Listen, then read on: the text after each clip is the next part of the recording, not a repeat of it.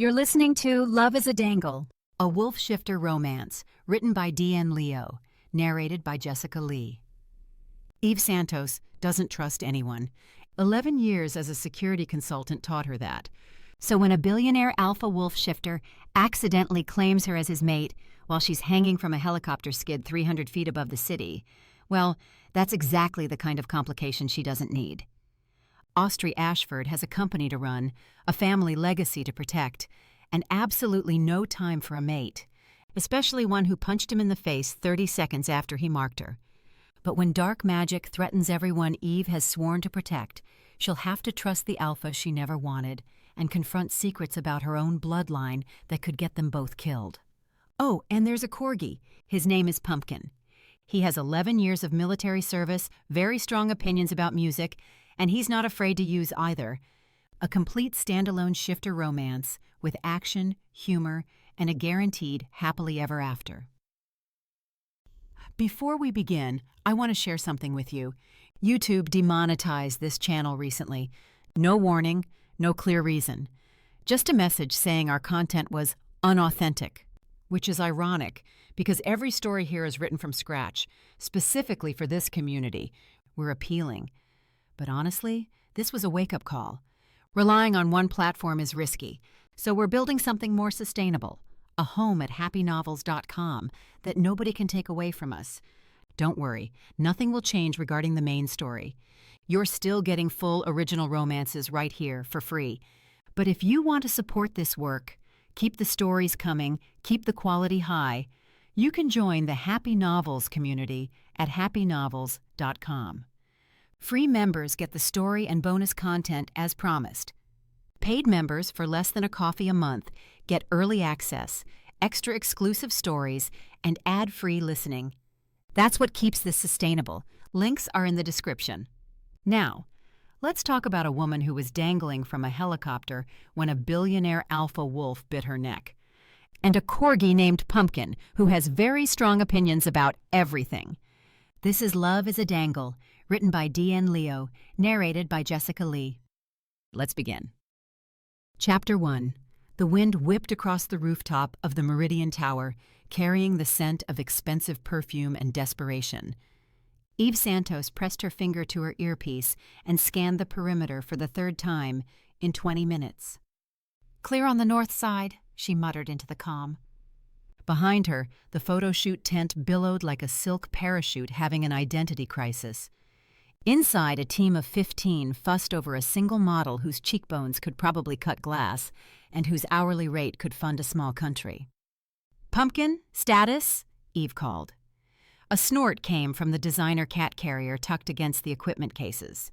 The carrier, pink, rhinestone-encrusted, and worth more than Eve's monthly rent, contained not the high-maintenance Persian it was designed for, but one very smug corgi, with his stumpy legs crossed like a tiny emperor. Weapons sweep complete, 0 threats detected unless you count the DJ's playlist. Pumpkin's ears twitched as another bass drop shook the tent. Seriously, who approved this music? It sounds like someone threw a synthesizer into a blender and pressed puree. Eve bit back a smile. Focus. I am focused. I'm focused on the fact that this model is supposed to walk a runway to this garbage. Pumpkin shifted in the carrier, his collar tags jingling. She's going to look like she's having a seizure in couture. Mark my words. Where's the cat? What cat? The cat whose carrier you're currently occupying like a furry squatter. Pumpkin's nose wrinkled. Mr. Whiskers and I came to an arrangement. An arrangement? He's exploring the stairwell, voluntarily. I may have mentioned there were mice. Eve didn't ask. She'd learned not to ask. 3 years of working with a corgi who'd spent a decade sniffing out IEDs in combat zones had taught her that some questions led to answers she'd rather not have during a job. The production crew swarmed around the model like bees around an overly contoured flower. Nobody spared a glance at the security consultant in black tactical gear or her ridiculous dog. In their world, protection was invisible, expected but never acknowledged, like good Wi-Fi or functioning air conditioning. "I'm going to check the ledge," Eve said, unclipping the rope from her belt, "and the balcony below. There's an elevator." Pumpkin's head popped up, ears perked. "Elevators, plural. This building has 6 of them. I counted. Balconies blocked access. Eve hooked her harness to the anchor point and tested the line. No door entry. So take the main elevator down, transfer to service, come up the... And if I wanted to cause trouble at this gala? Eve checked her carabiners twice. If I wanted to get a weapon past security? Pumpkin's nose twitched. I'd stash it on that balcony. Eve backed toward the edge. No cameras, no access, no one looking. Please. Pumpkin flopped back down in the carrier. Who's bringing weapons to a party for the filthy rich? What are they going to do, chip their manicures? Money comes with power. Eve's boots found the lip of the building. And people kill for a lot less. Pumpkin snorted, the sound carrying over the thump of bass from the tent. You just want to get away from the noise for 5 minutes. Eve paused at the edge, 300 feet of nothing yawning below her. Maybe. Knew it, Pumpkin muttered. The music really is terrible. Like a robot having a breakdown. Like a... The sound hit first. Not the DJ's assault on melody, but something deeper, a rhythmic thwop, thwop, thwop that vibrated through Eve's chest and made her teeth ache. Pumpkin's head snapped up. That's not in the schedule. The helicopter rose from below the building like a mechanical kraken breaching the surface, rotors screaming, wind slamming into the rooftop with the force of a freight train. Eve's rope went taut against her harness. The tent didn't stand a chance. Canvas and poles twisted into the air like confetti at a disaster-themed party. Equipment scattered. The DJ's speakers toppled. Someone screamed, probably the model, whose hair was now horizontal. "Pumpkin!" Eve lunged. The carrier.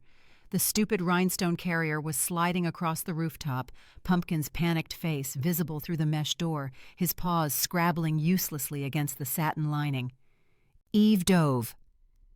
Her fingers caught the handle just as the carrier hit the edge. Her rope, her beautiful, reliable, properly anchored rope, caught on something. The tent's twisted frame, the railing. She didn't know, she didn't care.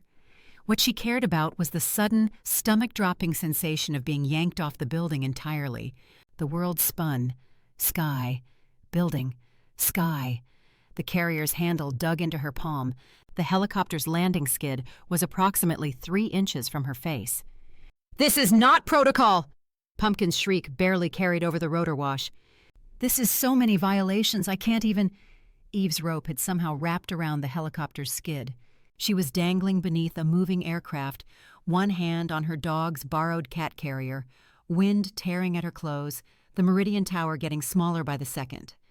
The chaos above was almost funny from this angle. Almost. A face appeared over the helicopter's edge. Dark hair, sharp jaw, the kind of bone structure that suggested either excellent genetics or an excellent surgeon. The man's eyes went wide. "What the..." His words shredded in the wind. Eve tried to shout back, something helpful, something professional. What came out was closer to, "A little help?" The man's head disappeared, reappeared. He was yelling at someone, the pilot presumably, gesturing wildly. Eve's grip on the carrier slipped an inch. "Do not drop me," Pumpkin commanded. "I have excellent hearing, and I will haunt you." The helicopter wasn't turning back, couldn't turn back. Eve could see the problem now, the tangle of her rope through the landing gear, wrapped around some sort of antenna mount, threading back toward the building like a very stupid umbilical cord. If they tried to return to the rooftop, the line would either snap or drag her across the building's edge like cheese on a grater. The man climbed out of the helicopter. He actually climbed out, in a suit that probably cost more than Eve's car, with Italian leather shoes that had never seen anything more dangerous than a country club. He swung down from the door, one hand on the frame, the wind doing terrible things to what had probably been very carefully styled hair. People were screaming on the rooftop now. Eve could hear them over the rotors, over Pumpkin's ongoing list of aviation regulations being violated, over the blood pounding in her ears. "Grab my hand!" The man stretched down, fingers extended. Eve's arm was about to separate from her shoulder socket. The carrier was sliding in her grip. She had approximately 3 seconds to make a decision. She grabbed his hand. His fingers closed around her wrist like a vice. The muscles in his arm went taut under the expensive suit fabric. He pulled. Eve came up. The carrier came up. Pumpkin came up, still cataloging violations at a pitch only dogs and bats could appreciate. Something caught. Metal on metal, the man's watch, a complicated piece of machinery that probably told time in 6 dimensions, snagged on the helicopter's doorframe. The band snapped. The watch disappeared into the void below. The man's whole body went rigid. His eyes, which had been focused and determined, suddenly blazed gold. Eve knew that look. She'd seen it in shifters before.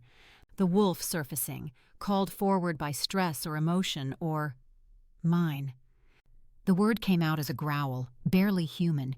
His teeth found her neck before she could react. The bite was sharp, precise, exactly over her pulse point. Not painful, not quite, but definitely not professional. Did he just... Pumpkin's voice hit a register that shouldn't exist in nature. Did that man just bite you? The man, the wolf, the whoever he was, released her neck. His eyes were still gold, still feral, still looking at her like she was something that belonged to him. The helicopter lurched toward the building's secondary landing pad. Eve didn't remember the Meridian having a helipad. She was pretty sure it didn't, which made this whole situation approximately 800% more illegal than it already was. They hit the pad, an improvised situation involving what looked like a reinforced maintenance platform and a lot of optimism. Eve rolled out of the aircraft before the skids fully settled. Pumpkin's carrier clutched to her chest. The man followed. His eyes had faded back to human, a deep brown that might have been attractive if he hadn't just bitten her like she was a chew toy at a dog park. He straightened his destroyed suit jacket. That was an illegal helicopter operation. Pumpkin burst out of the carrier the second Eve set it down, his fur standing on end like an angry toilet brush. Unauthorized landing, violation of airspace protocols, Section 47 of the... I apologize for the... The man ran a hand through his wind-wrecked hair. Unexpected circumstances. Unexpected? Pumpkin was circling him now, stubby legs moving at maximum fury speed. You nearly killed us with your unauthorized aircraft, and then you bit her! You bit my partner! Eve was dizzy. It might be the adrenaline, the near-death experience, or being bitten, claimed by a stranger in a chopper. All of those were legitimate excuses for being outraged at this man. But she was speechless, stunned. Ostrey Ashford. The man produced a business card from somewhere, his inner pocket probably, the one place the wind hadn't completely ransacked. If you require compensation for any damages, please contact my office. I'll ensure it's handled. Eve stared at him. She stared at the card. She stared at the bite mark throbbing on her neck, which was definitely going to leave a bruise and possibly a mating bond if the universe had any sense of humor at all. Compensation, she repeated flatly, for the inconvenience. The inconvenience? Pumpkin had stopped circling and was now vibrating with outrage. You mate bit her and you're offering to pay for the inconvenience? Like she's a parking ticket? Like she's a dry cleaning bill? Ostrey Ashford looked down at Pumpkin. I must be hallucinating. There's a dog speaking to me.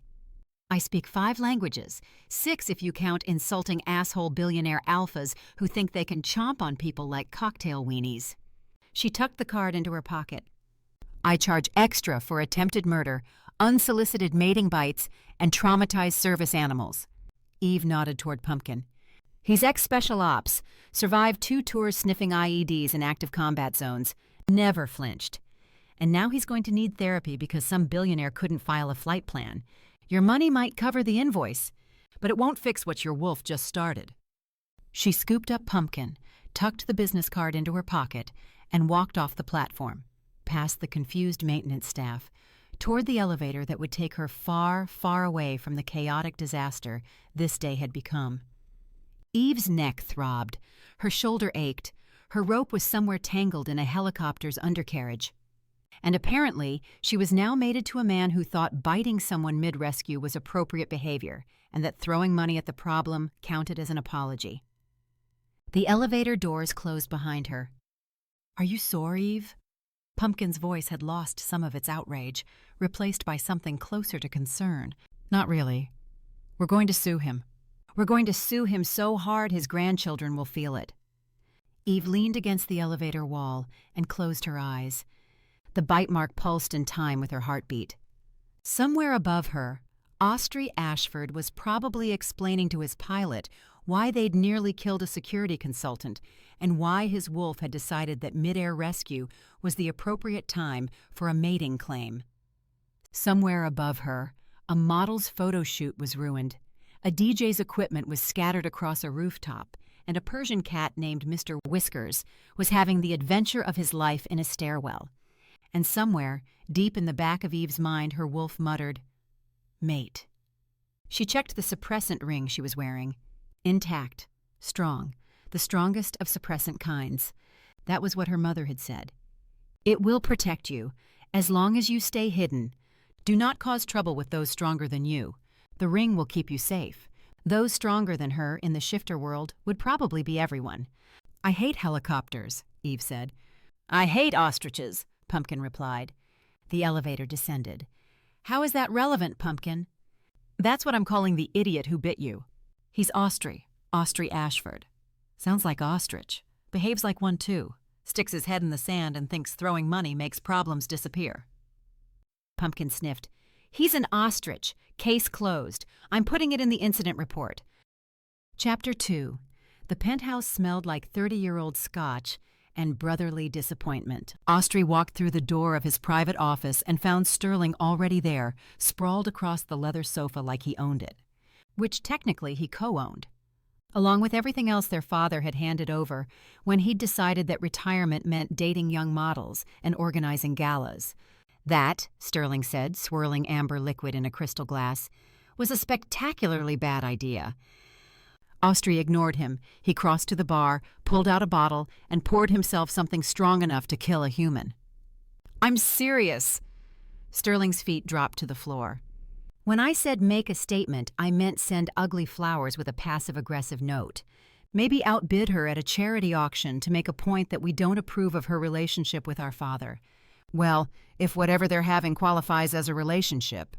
He gestured vaguely toward the window and the Meridian Tower visible in the distance.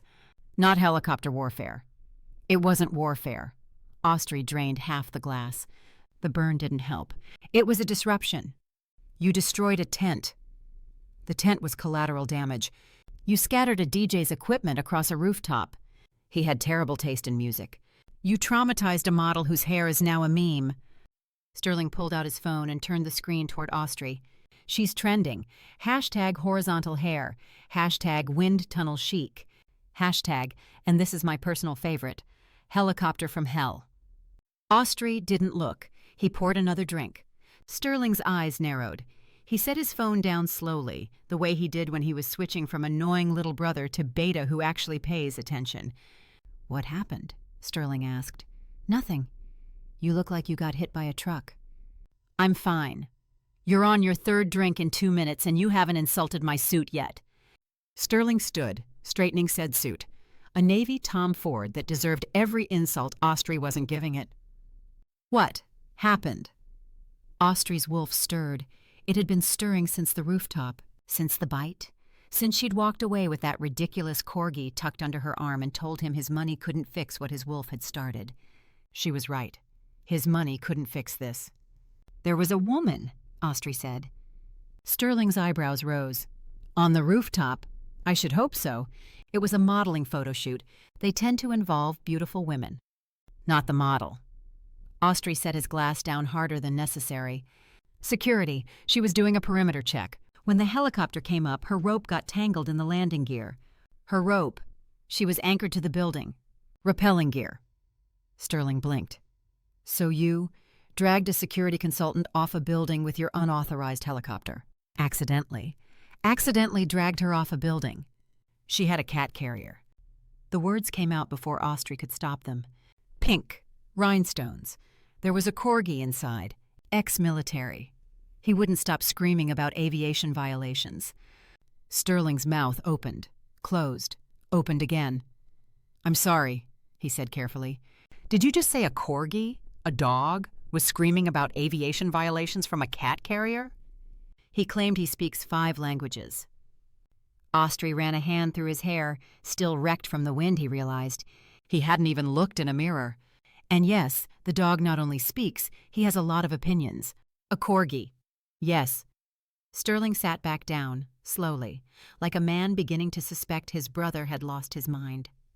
His name is Pumpkin, Ostrey added, because apparently he'd lost all control of his mouth along with his wolf. He's ex-special ops, survived 2 combat tours sniffing out IEDs, never flinched, and now he needs therapy because of my flight plan. Sterling was quiet for a long moment. Too quiet. The kind of quiet that usually preceded truly devastating commentary. Ostrey, he said finally, why are we talking about this woman and her dog, apart from the obvious reason that your chopper dragged her off a rooftop? Ostrey's hand went to his neck. A phantom gesture. He wasn't the one who'd been bitten, but he could still feel her pulse under his teeth, still taste her on his tongue. His wolf paced behind his ribs, restless, furious, desperate. I bit her, Ostrey said. The silence that followed was so complete that Ostrey could hear the ice settling in Sterling's abandoned glass. I assume with your fangs while in human form. Sterling's voice was dangerously even. What kind of bite? My suppressant snapped when I pulled her up. Next thing I knew, my wolf claimed her. The glass slipped from Sterling's fingers. It didn't break. Werewolf reflexes caught it an inch from the carpet, but the scotch sloshed over his Tom Ford sleeve and Sterling didn't even notice. Mate, Sterling said. Yes, that M word. Ostrey nodded grimly. You found your mate dangling under an airborne chopper while sabotaging Dad's girlfriend's photo shoot. When you say it like that, and you introduced yourself by biting her? Ostrey's wolf growled at the volume. Or maybe at the accusation. Hard to tell anymore. The damn thing hadn't settled since she'd walked away. I didn't introduce myself by biting her. Ostrey picked up his glass again. I introduced myself by pulling her into the helicopter. The biting came 3 seconds after. Oh, well, that's much better.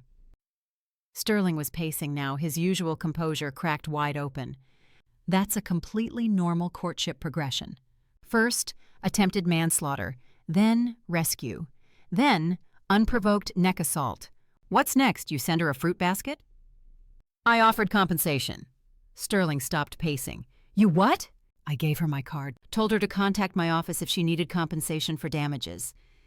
The sound that came out of Sterling wasn't quite a laugh. It was closer to a dying animal's final wheeze. You offered to pay her off. Sterling pressed a hand to his chest like he was having a cardiac event. Your fated mate, the woman your wolf has been waiting for since you were born, and you handed her a business card. I panicked.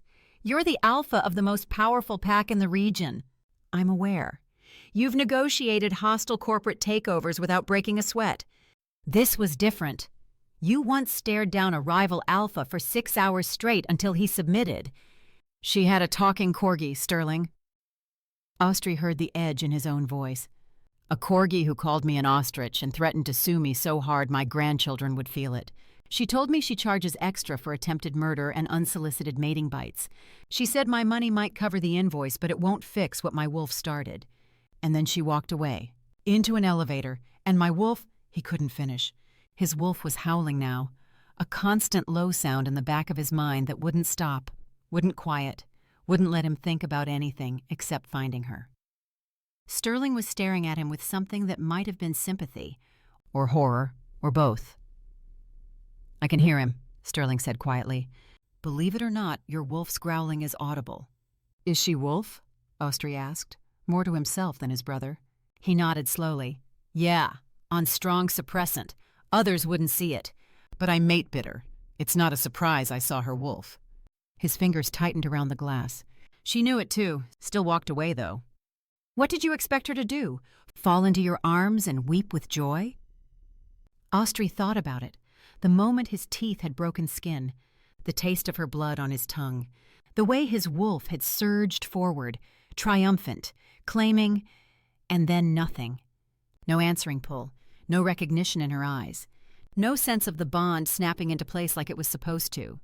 Just a woman staring at him like he'd lost his mind, which, to be fair, he had. She was stunned, Ostrey said. But not rejecting. She didn't reject me. His head snapped up, hope flickering dangerously in his chest. Of course she wouldn't accept instantly, but she didn't reject. So that's positive, right? Sterling stared at him. The expression on his brother's face was impossible to describe, somewhere between pity, disbelief, and barely contained glee. "What?" Ostrey threw his hands in the air. "Ostrey Ashford." Sterling shook his head slowly. "You are completely out of your depth. You, 30 years of business, wheeling and dealing, countless relationships, women lining up for your bed if you so much as glance their way. And you have absolutely no idea how to handle your soulmate. Soulmate is a myth. Until it's not." Sterling's grin was spreading. "And you are spectacularly unprepared for this. How is that supposed to be helpful?" "Not trying to be helpful, brother?" Sterling chuckled, the sound rich with decades of sibling rivalry. "I'm very petty. You laughed at me when I was trying to win over Megan. Totally different thing. She wasn't right for you. She couldn't be your mate. She wasn't even interested in you. And you can do a lot better with someone more genuine." "See?" Sterling jabbed a finger at him. "Psychoanalyzing me. Again." "Sterling, this is serious."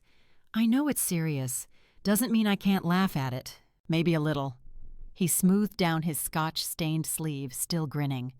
"And it doesn't stop me from proposing a solution." Ostrey's wolf perked up. "I'm listening." "She's security. You said she was doing something for the photo shoot." Sterling's eyes were calculating now, the beta strategist emerging from the gleeful brother. "The photo shoot was for the Meridian Gala." "So?" "So she's probably contracted for the gala itself. That's in 5 days. She can't quit. Not this close, not without destroying her reputation." A slow smile spread across Sterling's face. "And we can't fire her without explaining why, which we won't do because you need time to figure out whether she's a suitable mate." "What about the model issue?" "Ah, our daddy issue." Sterling waved a dismissive hand. "I'll take care of that, and I can guarantee it won't involve driving a chopper into a tent. As fun as that sounds." He headed for the door, pausing at the threshold to adjust his cuffs. "Now let me go do damage control on the modeling end, figure out how to spin horizontal hair into something positive." He shot Ostrey a look over his shoulder. "You focus on damage control with your mate. Decide whether it's a lifetime deal for you." His grin was insufferable. "You're enjoying this," Ostrey said flatly. "Brother." Sterling tucked his phone away. "I have never enjoyed anything more in my entire life." He left. Ostrey's wolf howled, and somewhere in the city, a corgi named Pumpkin was probably filing a formal complaint with every animal authority he could find. Chapter 3. Eve's neck throbbed. Not the wound itself, that had already started healing, the punctures closing with supernatural efficiency. No, this was something deeper, something that pulsed in time with her heartbeat and whispered, "Mate, mate, mate," with every throb. She pressed her back against her apartment door and slid down until she hit the floor. "Scale of 1 to 10, Pumpkin said from somewhere near her knee. "How catastrophic are we talking?" 11.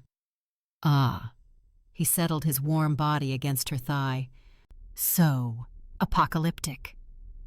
Eve's wolf stirred. For the first time in years, maybe a decade, it pushed against the suppressant ring's hold. Not hard, not yet, but present, awake, hungry. "I can feel it," Eve whispered. "The bond. It's real, Pumpkin." "Of course it's real. He bit you with his wolf teeth on your neck in front of witnesses." Pumpkin's nose twitched. "That's about as real as mate bonds get, legally speaking." "That's not—" Eve pressed her palms against her eyes. "I've been alone for so long.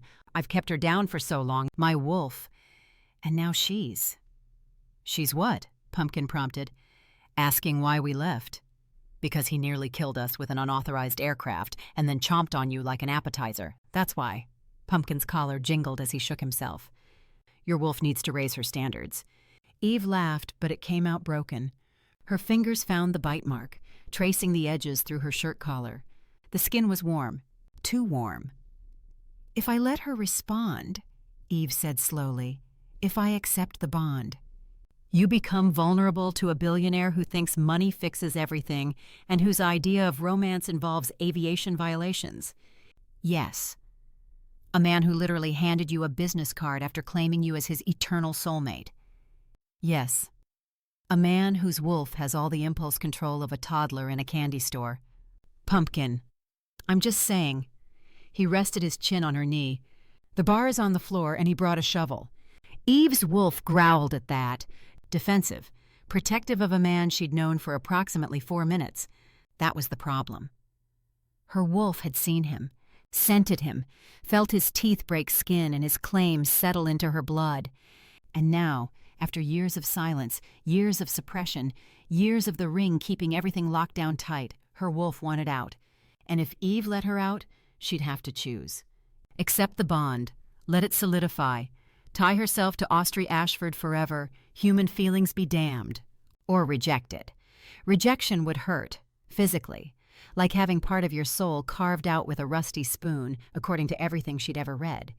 It would hurt him too, maybe worse since he'd initiated the claim, but staying bonded to someone you didn't love? That was a different kind of pain. Slower, quieter, the kind that hollowed you out from the inside until there was nothing left but duty and resentment. I don't know him, Eve said. I don't trust him, and my wolf wants to roll over and show belly just because he has nice bone structure and pulled us into a helicopter. To be fair, he did save our lives. After endangering them, details. Pumpkin shifted, his warm weight grounding her.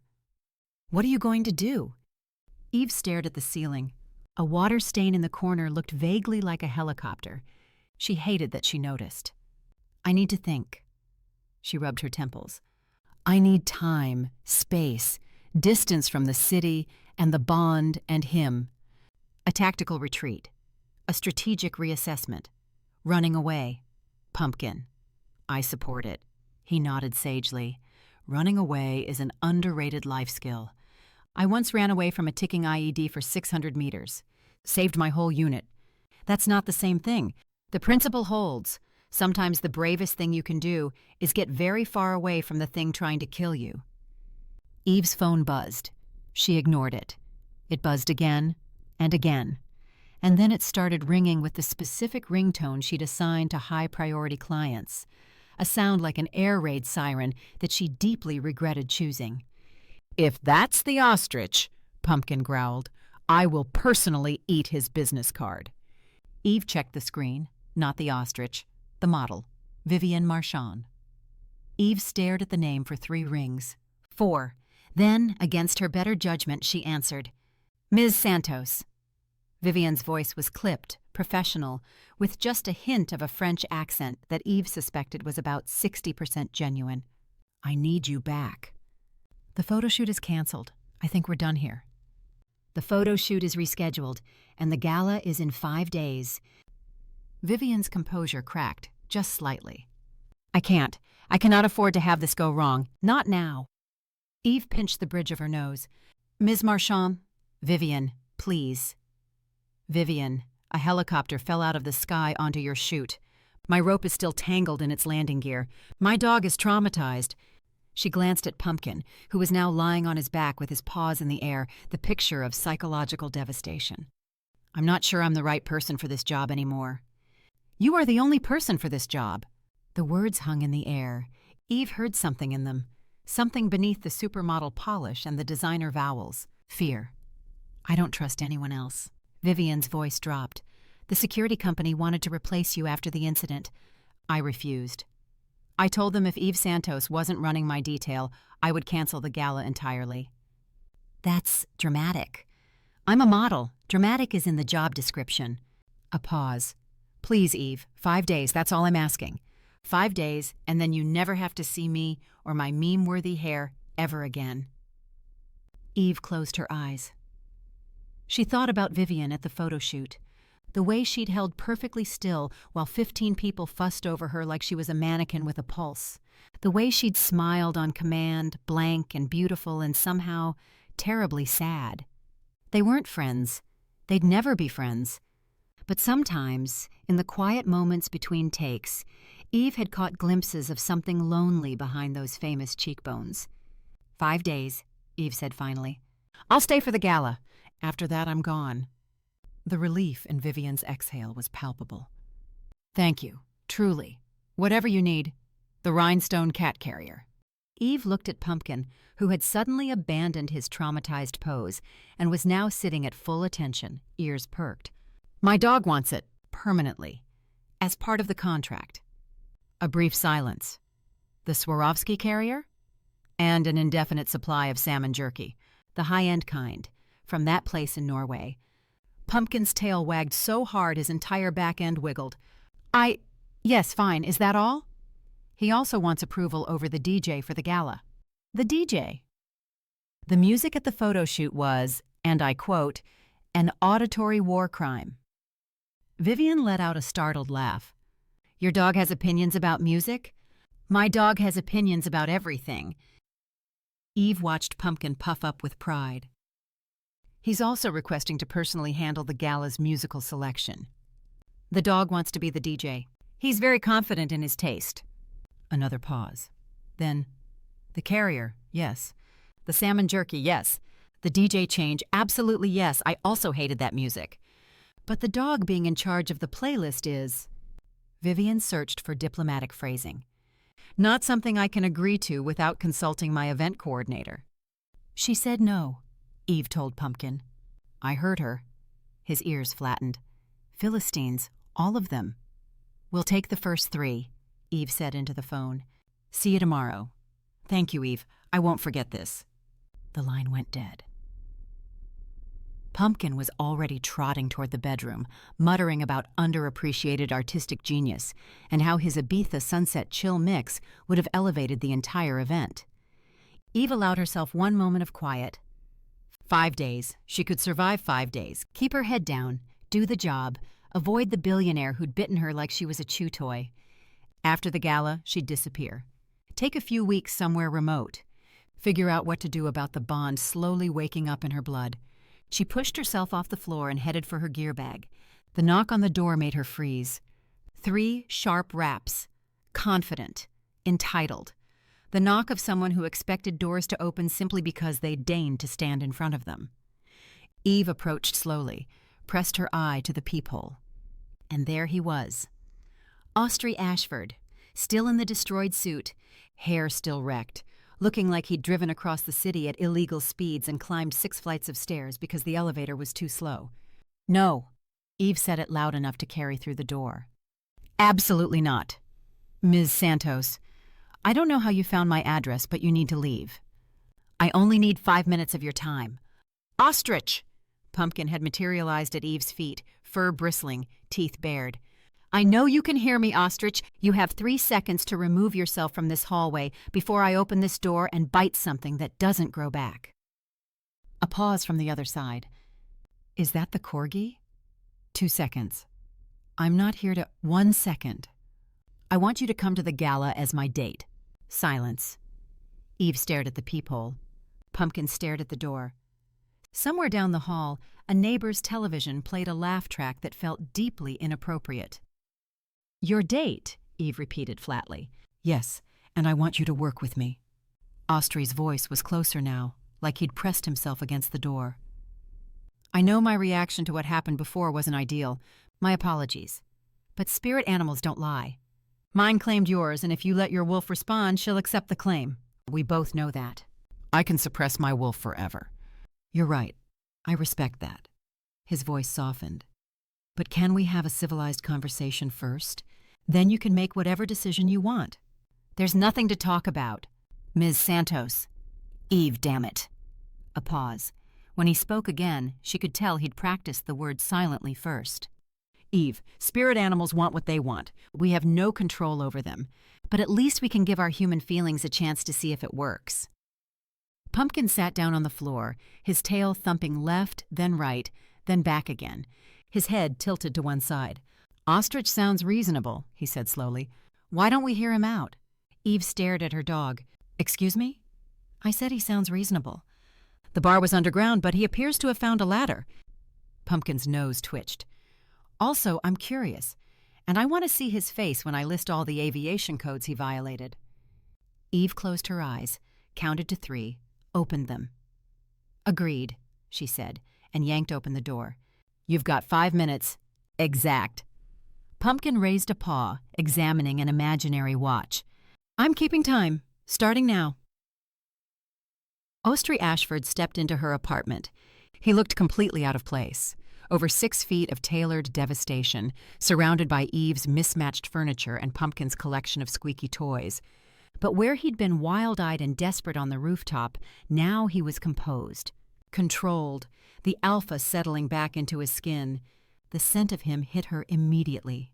Cedar, something warm underneath, like wood smoke. Her wolf pressed against her ribs, whining. Mate. Closer. Eve shoved her down. 4 minutes, 42 seconds, Pumpkin announced. Ostrey's gaze swept the apartment, cataloging exits, assessing threats, the same thing Eve did every time she entered a new space. Professional habit or paranoia. Hard to tell with people like them. I want you to come to the gala, he said, as my date. Not as a transaction, not as compensation, as an actual date. Why? Because I'd like you to see my world before you decide whether you want any part of it. He met her eyes steadily. The lifestyle, the people. My brother Sterling, who's already making jokes about this that I'll never live down. My father, who's the reason this whole mess started in the first place. Your father. My family is complicated. Eve filed that information away. And your mother? Something flickered across his face. There and gone. She passed when Sterling and I were young. Wolf illness. He said it flatly, the way people did when they'd had decades to build walls around a wound. Pumpkin's ears perked.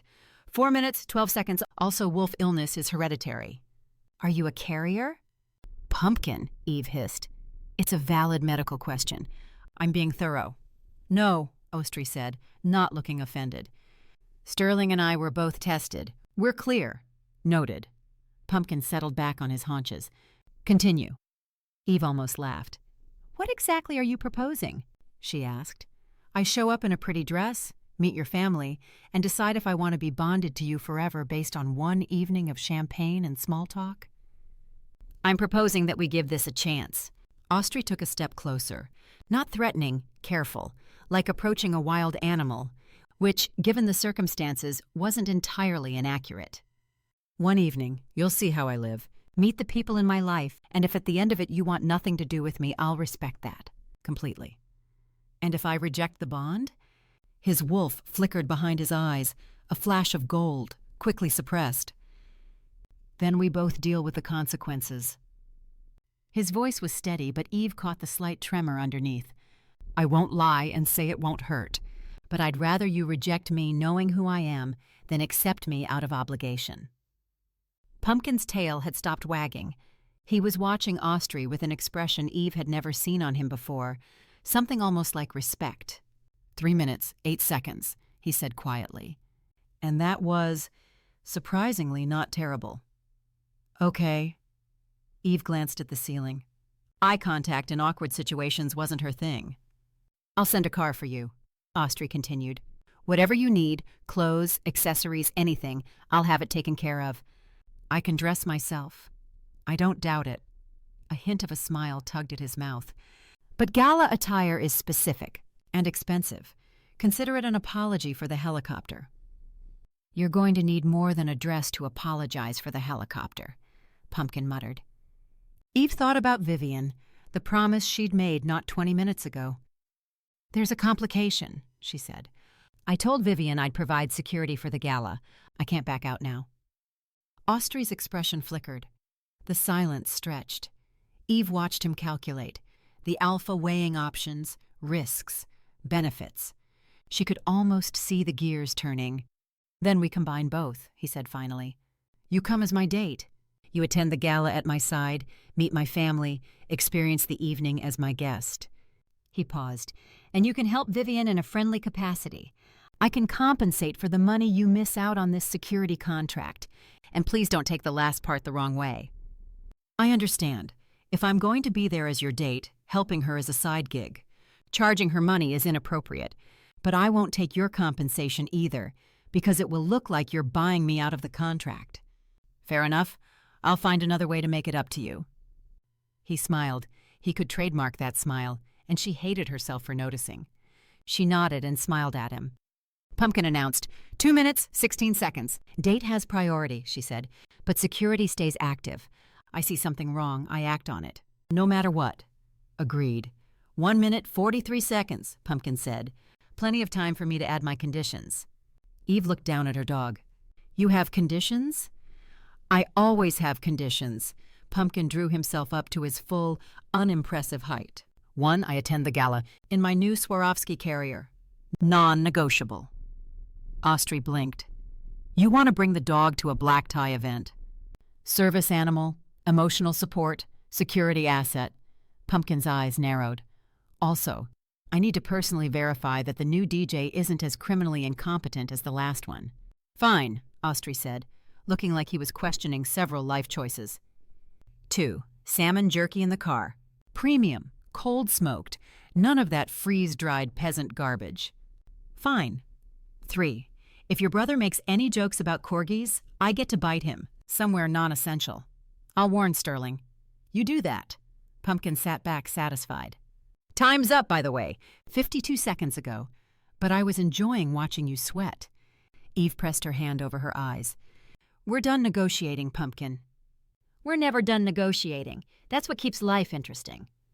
I'll send a car at 6 tomorrow, Ostrey said. For both of you. Make it 6:30. Eve moved toward the door, opening it pointedly. I need time to explain to Pumpkin why he can't actually DJ the gala. I maintain that I could, Pumpkin said as Ostrey stepped into the hallway.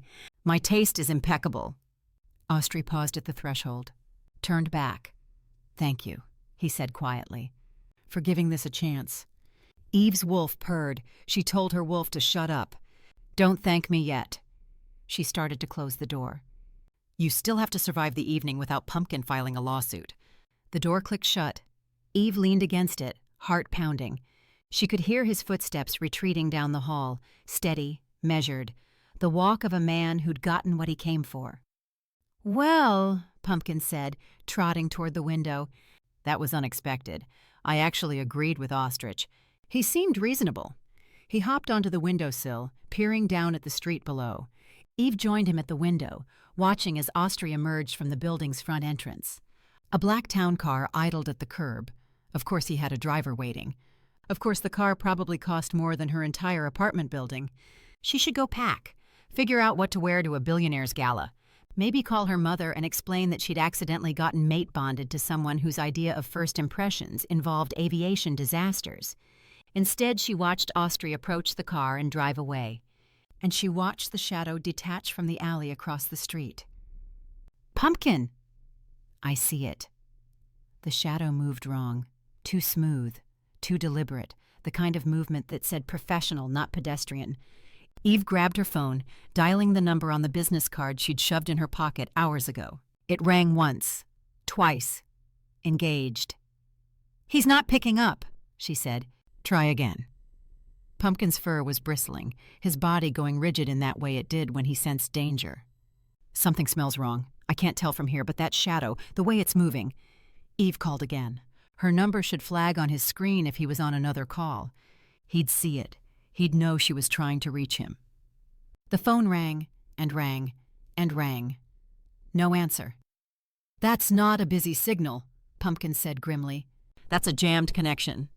Eve was already reaching for her gear bag. We're going down there, she said. Obviously. Pumpkin jumped from the windowsill, all traces of comedy gone from his voice. I didn't survive 2 combat tours to let some amateur shadow operative take out my salmon jerky supplier. They hit the door running. Chapter 4. Eve hit the stairwell at full sprint, Pumpkin's carrier bouncing against her hip. Left at the lobby, Pumpkin barked. Garage access, your bike's in spot 14. She didn't question how he knew her parking spot. She didn't have time. The shadow was moving, and Ostrey was oblivious. She burst through the garage door, the smell of concrete and motor oil flooding her senses. Her motorcycle sat exactly where she'd left it. A matte black Ducati that had cost her 6 months of savings and was worth every penny. Eve swung the carrier into the mount behind the seat, clicking it into place with practiced efficiency. Helmet, Pumpkin demanded. You don't have a helmet. My carrier has reinforced walls and a 5-point harness. I'm fine. His nose pressed against the mesh. You, however, have a squishy human skull. Helmet. Eve grabbed her helmet, jammed it on, and kicked the bike to life. The engine roared. She peeled out of the garage just in time to see a nondescript gray sedan pulling away from the curb, and Ostrey's town car still sitting there, untouched. The shadow wasn't going for Ostrey. The shadow was leaving. "He's running," Eve said. "Then we're chasing." Pumpkin's voice was steady through the comm unit she'd installed in his carrier months ago. "Left on 5th. He's heading toward the bridge." Eve leaned into the turn, the Ducati responding like an extension of her body. The sedan was fast. Whoever was driving knew the streets. But Eve had spent 3 years learning every shortcut, every alley, every gap in traffic that a motorcycle could exploit. She closed the distance. "He's seen us," Pumpkin reported. Accelerating, taking the on-ramp to, "Oh, that's interesting." "What?" "He's not heading downtown. He's going north, toward the nature preserve." Eve's grip tightened on the handlebars. The nature preserve was 50 acres of protected woodland on the city's edge. Hiking trails, blind corners, 1,000 places to disappear or set a trap. "Could be heading for an extraction point," she said. "Could be leading us into an ambush," Pumpkin countered. "You want to turn back?" A pause. Then, "I didn't say that. I just want it noted in the official record that I identified the tactical risk before we drove headfirst into it." "Noted." "Excellent. Proceed with the probably a trap." The sedan left the highway, tires squealing onto a narrow access road. Eve followed, the Ducati eating up the distance between them. Trees closed in on either side, the fading daylight filtering through leaves in scattered patterns. The sedan was slowing, not because she'd caught up, because the road was narrowing. "Pumpkin, I don't like this. I don't like this either. The scent is wrong. The wire caught her front wheel at exactly the wrong angle. 1 second, Eve was in control. The next, the world became a violent blur of sky and ground and the sickening sensation of her body leaving the bike entirely. She hit the dirt hard, rolled. Something cracked, hopefully a branch and not a rib. Her helmet saved her skull, but the impact rattled her brain like a marble in a jar. "Get up! Get up! Get up!" She couldn't see straight. "Eve!" Pumpkin's voice, distant and sharp. 12 o'clock. Incoming." Eve's hand found her knife just as the shadow resolved into a man. Tall, built like a truck that had been hitting the gym. The kind of muscle that came from either military training or an obsessive steroid regimen. His eyes glowed amber in the fading light. Shifter. No suppressant. And he was smiling. "Follow me, little bee." Eve's blood turned to ice. Little bee. That was her mother's name for her. The name no one outside her family had ever used. The name she hadn't heard since the gun barrel pressed against her temple before she could finish the thought. Cold, steady. The hand holding it didn't shake. "Don't make this difficult," the man said. "Someone wants to see you. It's been a long time." Eve moved. The knife came up as she twisted, deflecting the gun barrel away from her head. The shot went wide, bark exploding from a tree 3 feet to her left. She drove her elbow into his solar plexus, felt the impact shudder through her arm. He barely grunted. Too big, too strong. His backhand caught her across the jaw and sent her spinning. Stars exploded behind her eyes. She tasted blood. "Feisty." He sounded amused. "Good. She'll like that." Eve scrambled backward, knife still clutched in her hand. Her vision swam. The daze from the fall wasn't clearing. If anything, it was getting worse. The man advanced, gun raised. "Last chance, little bee. Come quietly, and your little dog doesn't have to—" Pumpkin hit him at approximately 30 miles per hour. The corgi had apparently ejected from his carrier like a furry missile, all 28 pounds of him aimed directly at the mercenary's groin. The sound that came out of the man's mouth wasn't human. It was the kind of noise that made other men cross their legs in sympathetic agony. He doubled over, hands clutching the affected area. "That's for the chasing trauma," Pumpkin snarled, clamped onto the man's inner thigh like a particularly aggressive throw pillow. Eve didn't waste the opportunity. She drove her fist into the man's kidney once, twice, felt something give. Her knee came up toward his face. His arm blocked it. Even hunched over, even with a corgi attached to his sensitive areas, he was fast. Too fast.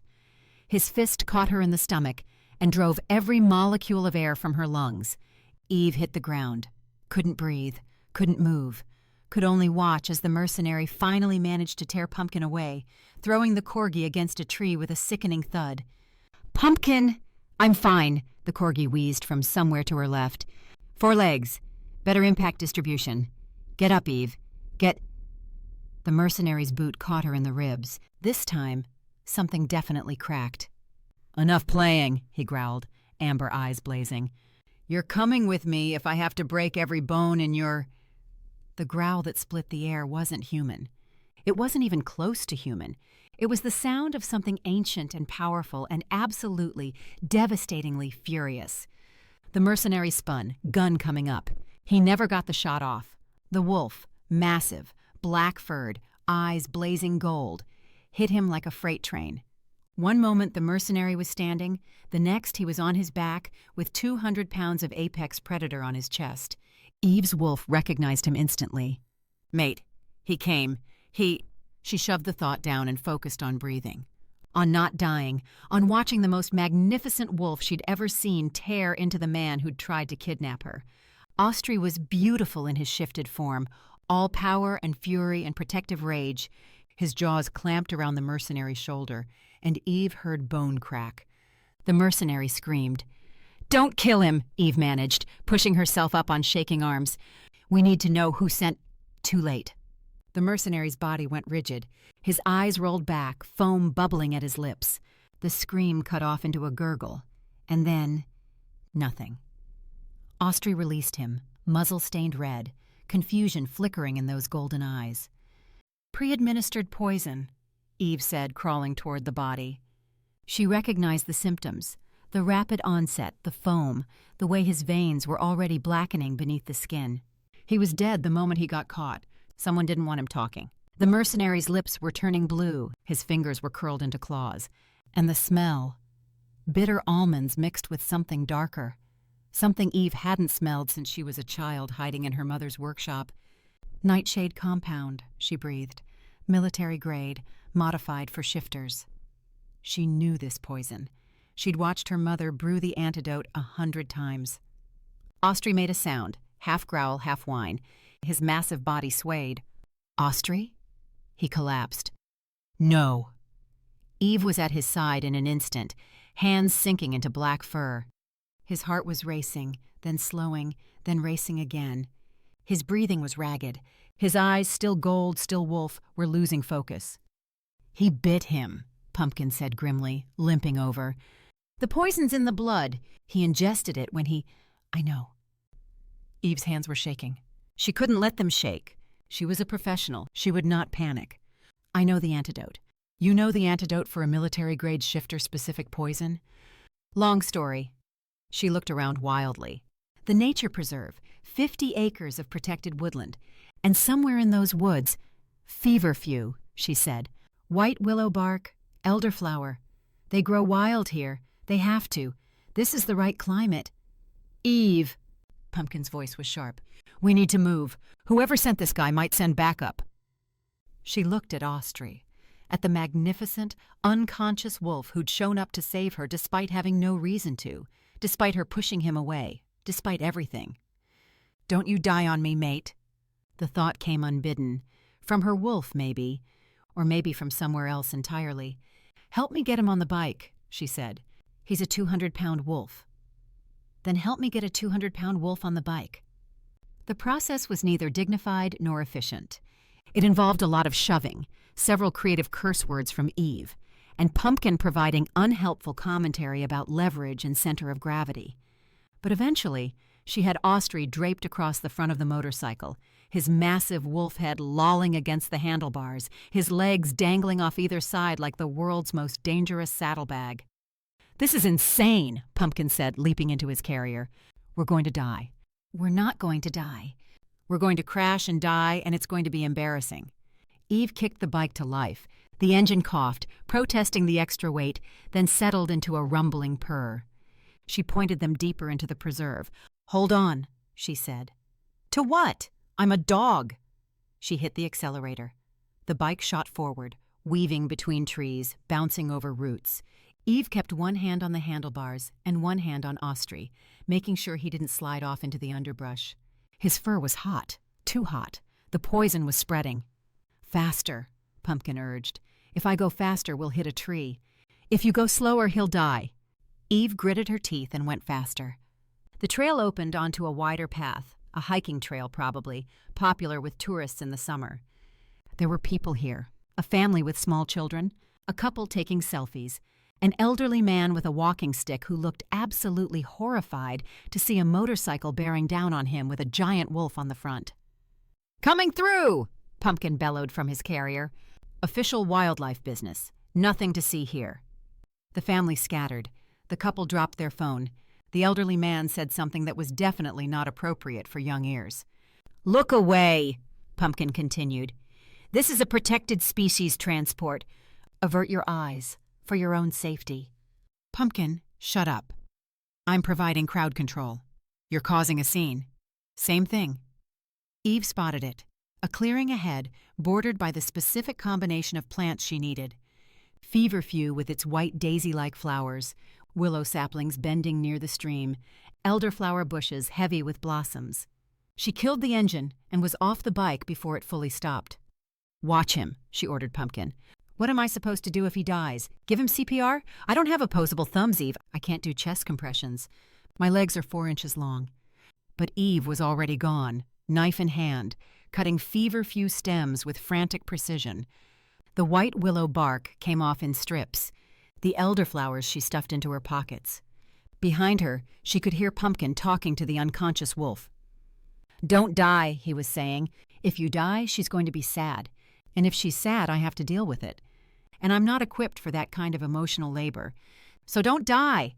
That's an order. I'm ex-military. I can give orders." Eve ran back, arms full of plants. She had no mortar, no pestle, no equipment. She had her teeth. The feverfew was bitter. The willow bark was worse. She chewed until her jaw ached, until the herbs formed a pulpy mass in her mouth, until her saliva had mixed with the oils and the compounds had begun to activate. Then she pried open Ostrey's wolf jaws and spat directly into his mouth. "That," Pumpkin said, "is the most disgusting thing I've ever seen. And I've eaten things out of dumpsters." "Swallow," Eve commanded, massaging Ostrey's throat. "Come on, swallow." The wolf's throat worked. Once, twice. He swallowed. Eve sat back, hands trembling, mouth tasting like a forest floor had died in it. "Now what?" Pumpkin asked. "Now we wait." "For how long?" "I don't know." Eve's voice cracked. "I've never actually done this before. I just watched my mother do it." Pumpkin was quiet for a moment, then, "You know, when I said I wanted an exciting life after retirement, this isn't what I meant." Eve laughed. It came out wet, closer to a sob than she'd like. "I know, Pumpkin. I meant more like solving crimes from a comfortable bed, or judging dog shows, not high-speed chases and poisoned mercenaries and mouth-to-mouth herb delivery." "I know. But I'm here." He pressed his small body against her leg. "For what it's worth, I'm here." Eve looked down at him, at her ridiculous, traumatized, heroic corgi who'd thrown himself at a man 3 times his size without hesitation. "You bit him in the balls," she said. "I bit him in the balls," Pumpkin confirmed. "That was tactically brilliant, I know." I was going to say horrifying, but sure. Beside them, Ostrey's wolf form shuddered. His breathing, which had been growing more labored, suddenly steadied. His heartbeat, pounding erratically against Eve's palm, found a rhythm. His eyes opened. Gold, fading slowly back to brown. Confused, unfocused, but alive. "Hey," Eve said softly. "Stay down. You've been poisoned. The antidote needs time to work." Ostrey made a sound that was probably meant to be words, but came out as a weak growl. "I don't speak wolf," Eve said. "But if you're trying to say thank you for saving my life, you're welcome. If you're trying to say that was disgusting, I know. I was there." Pumpkin peered at the wolf's face. "He looks confused. Is he confused? He seems confused. He's probably confused about why he woke up in a forest with plant pulp in his mouth." "Fair." Pumpkin sat back. We should probably get him somewhere safe. Whoever sent that mercenary is going to notice when he doesn't check in." Eve nodded, but she didn't move. Her hand was still buried in Ostrey's fur. His warmth was seeping into her palm, and her wolf was purring like a satisfied cat, whispering mate, safe, ours. She didn't push her down this time. "Can you shift back?" she asked Ostrey. "We need to move, and carrying a wolf on my motorcycle wasn't designed for extended travel." Another weak growl. "I'm going to take that as give me a minute." Eve looked at Pumpkin. "We'll need somewhere to go, somewhere they won't expect. Not his place, not mine." Pumpkin's tail wagged slowly. "I know a place." "You know a place." "I have contacts from my military days." He sniffed. "There's a safe house about 20 miles from here. Off-grid, untraceable, stocked with supplies. A dog has access to a safe house. An ex-Special Ops K-9 unit veteran has access to a safe house." Pumpkin drew himself up. "Some of us maintained our professional networks after retirement." Eve shook her head, but she was smiling. "Fine. Lead the way." "First," Pumpkin said, "we need to discuss compensation." "Pumpkin, I saved his life, or at least his ability to reproduce. That's worth at least a year's supply of salmon jerky." "We'll discuss it later." "And a formal apology for the helicopter incident." "Pumpkin, in writing." Beneath Eve's palm, Ostrey's wolf made a sound that might have been a laugh. A quick message from DN Leo. If this story is making your commute better, your chores easier, or your night more fun, consider joining happynovels.com. Free and paid memberships available. Your support keeps these stories coming. Links in the description. Now, back to the story. Chapter 5. Ostrey woke to the sound of a corgi discussing the finer points of Norwegian salmon curing techniques. "And the cold smoking process is essential, you see. Anything less than 72 hours and you might as well be eating gas station jerky. Which I have done, by the way, in Kandahar. 0 stars. Would not recommend." His head was pounding. His mouth tasted like a forest had crawled inside and died, and he was lying on something cold and damp and distinctly organic. He opened his eyes.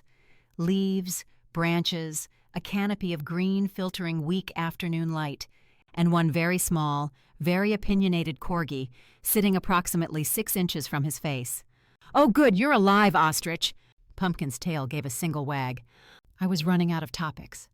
I'd moved from salmon to the geopolitical implications of treat manufacturing in Southeast Asia. It was getting desperate. Ostrey tried to speak. What came out was closer to a groan. "Don't try to talk yet. Your system's still processing the antidote." Pumpkin shifted, settling more comfortably on the pile of leaves. "Eve asked me to keep talking to you. Standard protocol for injured soldiers. Maintain verbal engagement even when the subject appears unconscious. Keeps the brain active. Prevents them from slipping away." Ostrey blinked. "Tried again. She asked you?" "She didn't have to, actually. I know the protocol. 11 years of service." Pumpkin's chest puffed slightly. "But she asked anyway, which was polite of her. I appreciate being consulted even when the consultation is unnecessary." The memories were coming back now, the flash of anger. Pure instinct. Pure wolf. Before he could react, his wolf snapped when he sensed that Eve was in danger. Then the wolf took over, whether or not Ostrey liked it. Then the mercenary's blood in his mouth, the bitter taste of poison. He'd been poisoned, and Eve had saved him. Where? Ostrey pushed himself up on one elbow, and the world tilted dangerously. "Where is she?" "Getting a car. Turns out transporting an unconscious 200-pound wolf on a motorcycle for another 20 miles while he's recovering from military-grade poison is, and I quote, a terrible idea that I'm not doing twice." Pumpkin's ears flicked. "She's very practical, your mate. I respect that." Ostrey sat up fully and immediately realized he was naked. Completely, entirely, absolutely naked. The leaves and branches that had been covering him slid away, revealing everything that leaves and branches should never have to conceal. "Ah!" Pumpkin's gaze dropped, then quickly rose back to Ostrey's face. "Yes, that. Shifting back to human form has consequences. Your clothes are somewhere in the city, I assume, along with your dignity.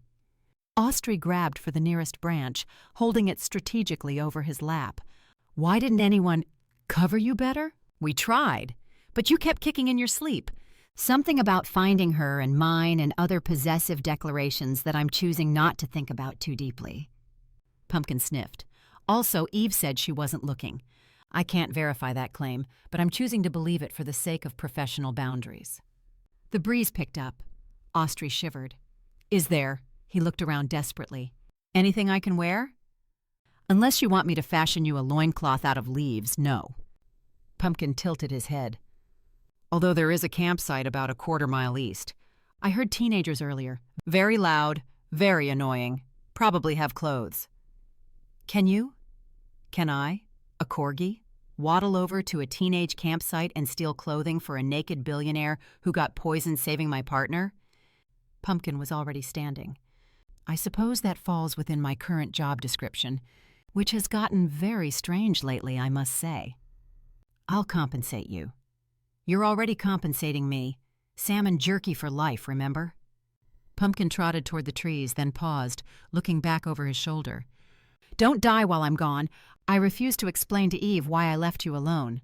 I'll try my best. See that you do. The corgi disappeared into the underbrush. Ostrey sat in silence, naked behind a tree, holding a branch over his essentials, and contemplated the series of choices that had led him to this moment. 24 hours ago, he'd been a respected alpha, a billionaire, a man whose biggest problem was his father's dating choices and his brother's insufferable jokes. Now he was sitting in a forest, poisoned, saved by a woman who'd fed him chewed herbs and waiting for a corgi to bring him pants. His wolf stirred, stretching contentedly. Worth it, his wolf said. She's worth it. Ostrey didn't argue. 10 minutes later, Pumpkin returned. The corgi was dragging a bundle of fabric in his mouth, his short legs working overtime to navigate the forest floor. He dropped the clothes at Ostrey's feet with the air of a conquering hero presenting spoils of war. Don't ask how, Pumpkin said. Don't ask where. And absolutely do not complain about the fit, the style, or the messaging. Ostrey looked at the clothes. The shorts were neon orange, the kind of orange that could be seen from space, the kind of orange that suggested the wearer had lost a bet or was actively trying to get hit by traffic. And the shirt. Ostrey held it up. Across the chest, in massive Comic Sans font, were the words, I put the STD in stud. Now all I need is you. No, Ostrey said. Yes, Pumpkin replied. I am not wearing this. Then you're walking home naked, and I'll be calling you Ostrich for the rest of your life. Your choice. Pumpkin sat back on his haunches. Personally, I think the shirt makes a statement. A terrible statement, but a statement nonetheless. Where did you even find this? I told you not to ask. Pumpkin, there was a teenage boy. He was swimming in the lake. His clothes were unattended. I made an executive decision. Pumpkin's tail wagged once. Be grateful I didn't bring you the Speedo. Ostrey closed his eyes, counted to 10, reminded himself that he was an alpha, that he commanded respect, that he had built an empire through sheer force of will. Then he put on the neon orange shorts and the STD shirt. Magnificent, Pumpkin declared. Eve's going to love this. Eve is never going to see this. Eve is walking up behind you right now. Ostrey spun. Eve stood at the edge of the clearing, car keys dangling from her fingers, her expression cycling through approximately 17 emotions in the span of 2 seconds. Surprise, relief, concern, and then, unmistakably, the desperate, barely contained urge to laugh. You're awake, she said. Her voice was steady, professional, completely at odds with the way her lips were twitching. I'm awake. You're dressed. Pumpkin helped. I can see that. Her eyes dropped to the shirt. Read it. Read it again. That's certainly a message. I'm choosing to believe it's ironic. Uh-huh. She was trying so hard not to laugh. Ostrey could see it, the tension in her jaw, the way she was biting the inside of her cheek, the slight tremor in her shoulders. Go ahead, he said. What? Laugh. I know you want to. I don't know what you're talking about. But her voice cracked on the last word, and suddenly she was laughing, really laughing, the kind of full-body sound that bent her over and made her brace her hands on her knees. "I put the STD in stud," she wheezed. "Oh my God, I hate everything about this. All I need is you." She was crying now, actual tears streaming down her face. "Pumpkin, where did you—" I told him not to ask. Pumpkin sat primly. "The same applies to you." Eve straightened, wiping her eyes. She was still grinning, a real grin, not the controlled professional expression she usually wore. It transformed her whole face. Ostrey's wolf sat up and howled. "Beautiful, ours. Make her laugh again." "I got a rental," Eve said, pulling herself together. "It's about a half-mile walk to the road. Think you can manage?" "I just survived military-grade shifter poison. I think I can handle a walk." In neon orange shorts. In neon orange shorts. They started moving through the forest, Pumpkin trotting ahead as self-appointed scout. Eve fell into step beside Ostrey, close enough that their shoulders almost touched. "How did you find me?" she asked quietly. Ostrey glanced at her. "Isn't it obvious?" "Not to me." "The bond." He said it simply, like it was the most natural thing in the world, because it was. "From my end, at least. I can feel you, Eve. When you left the building, when you started chasing that car, something pulled in my chest, and when you were in danger." And he shook his head. "Before I knew what was happening, I'd shifted. I was running. I didn't even think about where my car was or how long I'd been moving. I just knew I had to get to you." Eve was quiet for a moment. Her jaw worked like she was processing something she didn't quite know how to handle. "You felt me," she said finally. "Yes. From across the city. Yes. That's—" She trailed off, shaking her head. "Terrifying?" Ostrey offered. "Overwhelming? Completely insane?" "I was going to say intense. But yes, all of those too." They walked in silence for a few steps. Then, "Were you aware of the shadow?" Eve asked. "The one following you when you left my building?" Ostrey frowned. "No, I didn't notice anyone. He was in the alley across the street. Moved the moment you came outside. And you chased him." "I thought he was a threat to you." Eve's voice was carefully neutral. "I called your phone. Multiple times. It was jammed." "So you followed him into a trap." Ostrey stopped walking. "Eve, he could have killed you." "He wasn't trying to kill me." Her jaw tightened. "He was trying to take me." "There's a difference." "Little B," Pumpkin said from up ahead. The corgi had stopped, looking back at them. "That's what he called you. Little B. That's not a random code name." Ostrey looked at Eve. Her face had gone very still. "It's what my mother used to call me," she said quietly, "when I was young." "The shadow wasn't after me at all," Ostrey said slowly, pieces clicking into place. "He was after you. He used me as bait. He knew you'd see him." Pumpkin was pacing now, his military training evident in the way he analyzed the situation. He knew Eve was watching from the window. He knew she'd follow. The whole thing, the chase, the national park, the wire trap, it was planned. If he hadn't pretended to be following Ostrey, Eve would never have chased him out here. Ostrey turned to Eve. "You chased him, knowing it might be a trap?" Eve looked at him. She didn't answer. But something in her expression shifted. Cracked just slightly, and Ostrey realized that whatever walls she'd built around herself, whatever defenses she'd maintained for years, they were starting to show fractures. "We should keep moving," she said finally.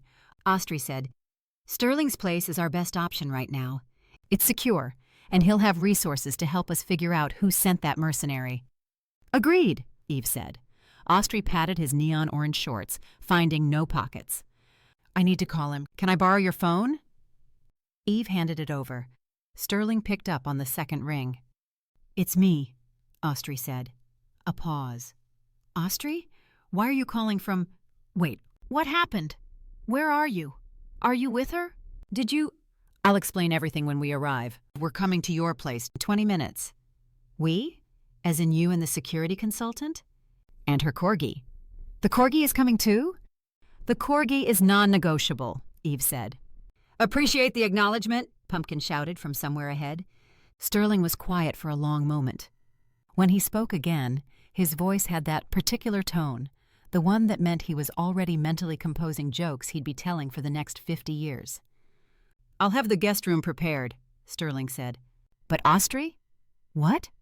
Will you guys be sharing a room? Because my guest room is—" "Prepare the guest room, Sterling." He hung up. Eve was watching him with that almost smile again, the one that made his wolf roll over and present its belly. "He's going to have questions," she said. "The shirt will fuel him for years." Ostrey sighed. They reached the road. A sensible gray sedan sat waiting, the rental Eve had acquired while he was unconscious. Ostrey had never been so relieved to see a boring car in his life. "Shotgun," Pumpkin announced, leaping into the front passenger seat before anyone could argue. "That's my seat," Ostrey said.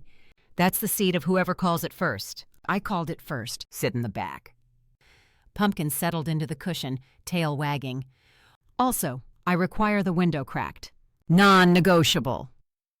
Eve slid into the driver's seat, her lips twitching again. Ostrey folded his 6-foot-plus frame into the back seat of a compact rental car, his knees pressed against the seat in front of him, his STD shirt riding up to expose a strip of stomach. "Comfortable?" Eve asked, adjusting the rearview mirror. Her eyes met his in the reflection. "Extremely. You don't look comfortable. I'm reconsidering every life choice that led me to this moment." "That's healthy." She started the car. "Sterling's place is about 40 minutes from here. Try not to die in the back seat." "I'll do my best." Pumpkin stuck his head out the cracked window, ears flapping in the wind. "Also, I'd like to negotiate my role as DJ at—" "No Pumpkin!" Chapter 6. Sterling's guest room smelled like expensive linen and quiet disapproval. Eve sat on the edge of a bed that probably cost more than her annual rent, watching Ostrey pace the length of the Persian carpet for the 14th time. Pumpkin had claimed the velvet armchair by the window and was providing commentary on Sterling's garden landscaping choices. "The topiary is excessive," Pumpkin declared. "Who needs a head shaped like a wolf? We know you're wolves. It's not subtle." "Pumpkin," Eve said. "Focus." "I am focused. I'm focused on the fact that we've been confined to a guest room like misbehaving children while someone else investigates our attempted murder." "It's not confinement," Ostrey said. "It's protective custody." Eve's voice was flat. "I know. I've used the same phrase on clients." The door opened and Sterling strode in, looking unfairly put together for someone who'd been woken at a terrible hour by his brother arriving in an STD t-shirt with a security consultant and her emotional support corgi. "Right." Sterling clapped his hands together. "Here's the plan. You two stay here. Lay low. Don't leave the property." Eve stood. "I don't lay low." "Today you do." Sterling's smile was pleasant but firm. "I'll handle the gala arrangements. Marcus is already running traces on that mercenary, dental records, known associates, anyone who might know who hired him." "That's my job," Eve said. "Investigation, protection, that's literally what I do for a living." "And today, someone else does it for you." Sterling checked his watch. "Consider it a vacation." "I don't take vacations." "She really doesn't," Pumpkin confirmed. "I've tried to suggest spa days. She thinks pedicures are a security risk." Sterling's gaze flicked between Eve and Ostrey with barely concealed amusement. "Use the time productively. Talk. Get to know each other. Maybe discuss why my brother ran across the city in wolf form to save you." He winked at Ostrey. "I'll be back by evening. Try not to kill each other." He swept out before Eve could argue further. The silence that followed was thick enough to cut. "He's insufferable," Eve said. "He's effective." Ostrey stopped pacing. "And he's right. We should talk. Properly. Without helicopters or poison or—" Eve's phone rang. She checked the screen. Vivian Marchand. "1 second," she answered. "Vivian?" "Eve." The model's voice was tight, controlled, but Eve could hear the fear underneath. "Someone's following me." Eve straightened. "Where are you?" "Home. I came back from the studio and found—" a shaky breath. "My car. Someone destroyed it. Slashed the tires, smashed the windows. And there was a note." "What did it say?" "Don't attend the gala, or next time it won't be the car." Vivian's composure cracked. "Eve, I need you. Please. Can you come stay with me? I don't trust anyone else. Eve was already reaching for her jacket. I'm on my way. Thank you. 20 minutes. Lock your doors until I get there. She hung up. Ostrey was watching her with an expression she couldn't quite read. The model? Someone vandalized her car, left a threatening note telling her not to attend the gala. Eve shoved her phone in her pocket. I have to go. Eve, Ostrey stepped toward her. There's something you should know. What? He hesitated, ran a hand through his hair. Sterling and I, we don't approve of Vivian. Her relationship with our father, we've been trying to... To what? Eve's voice went cold.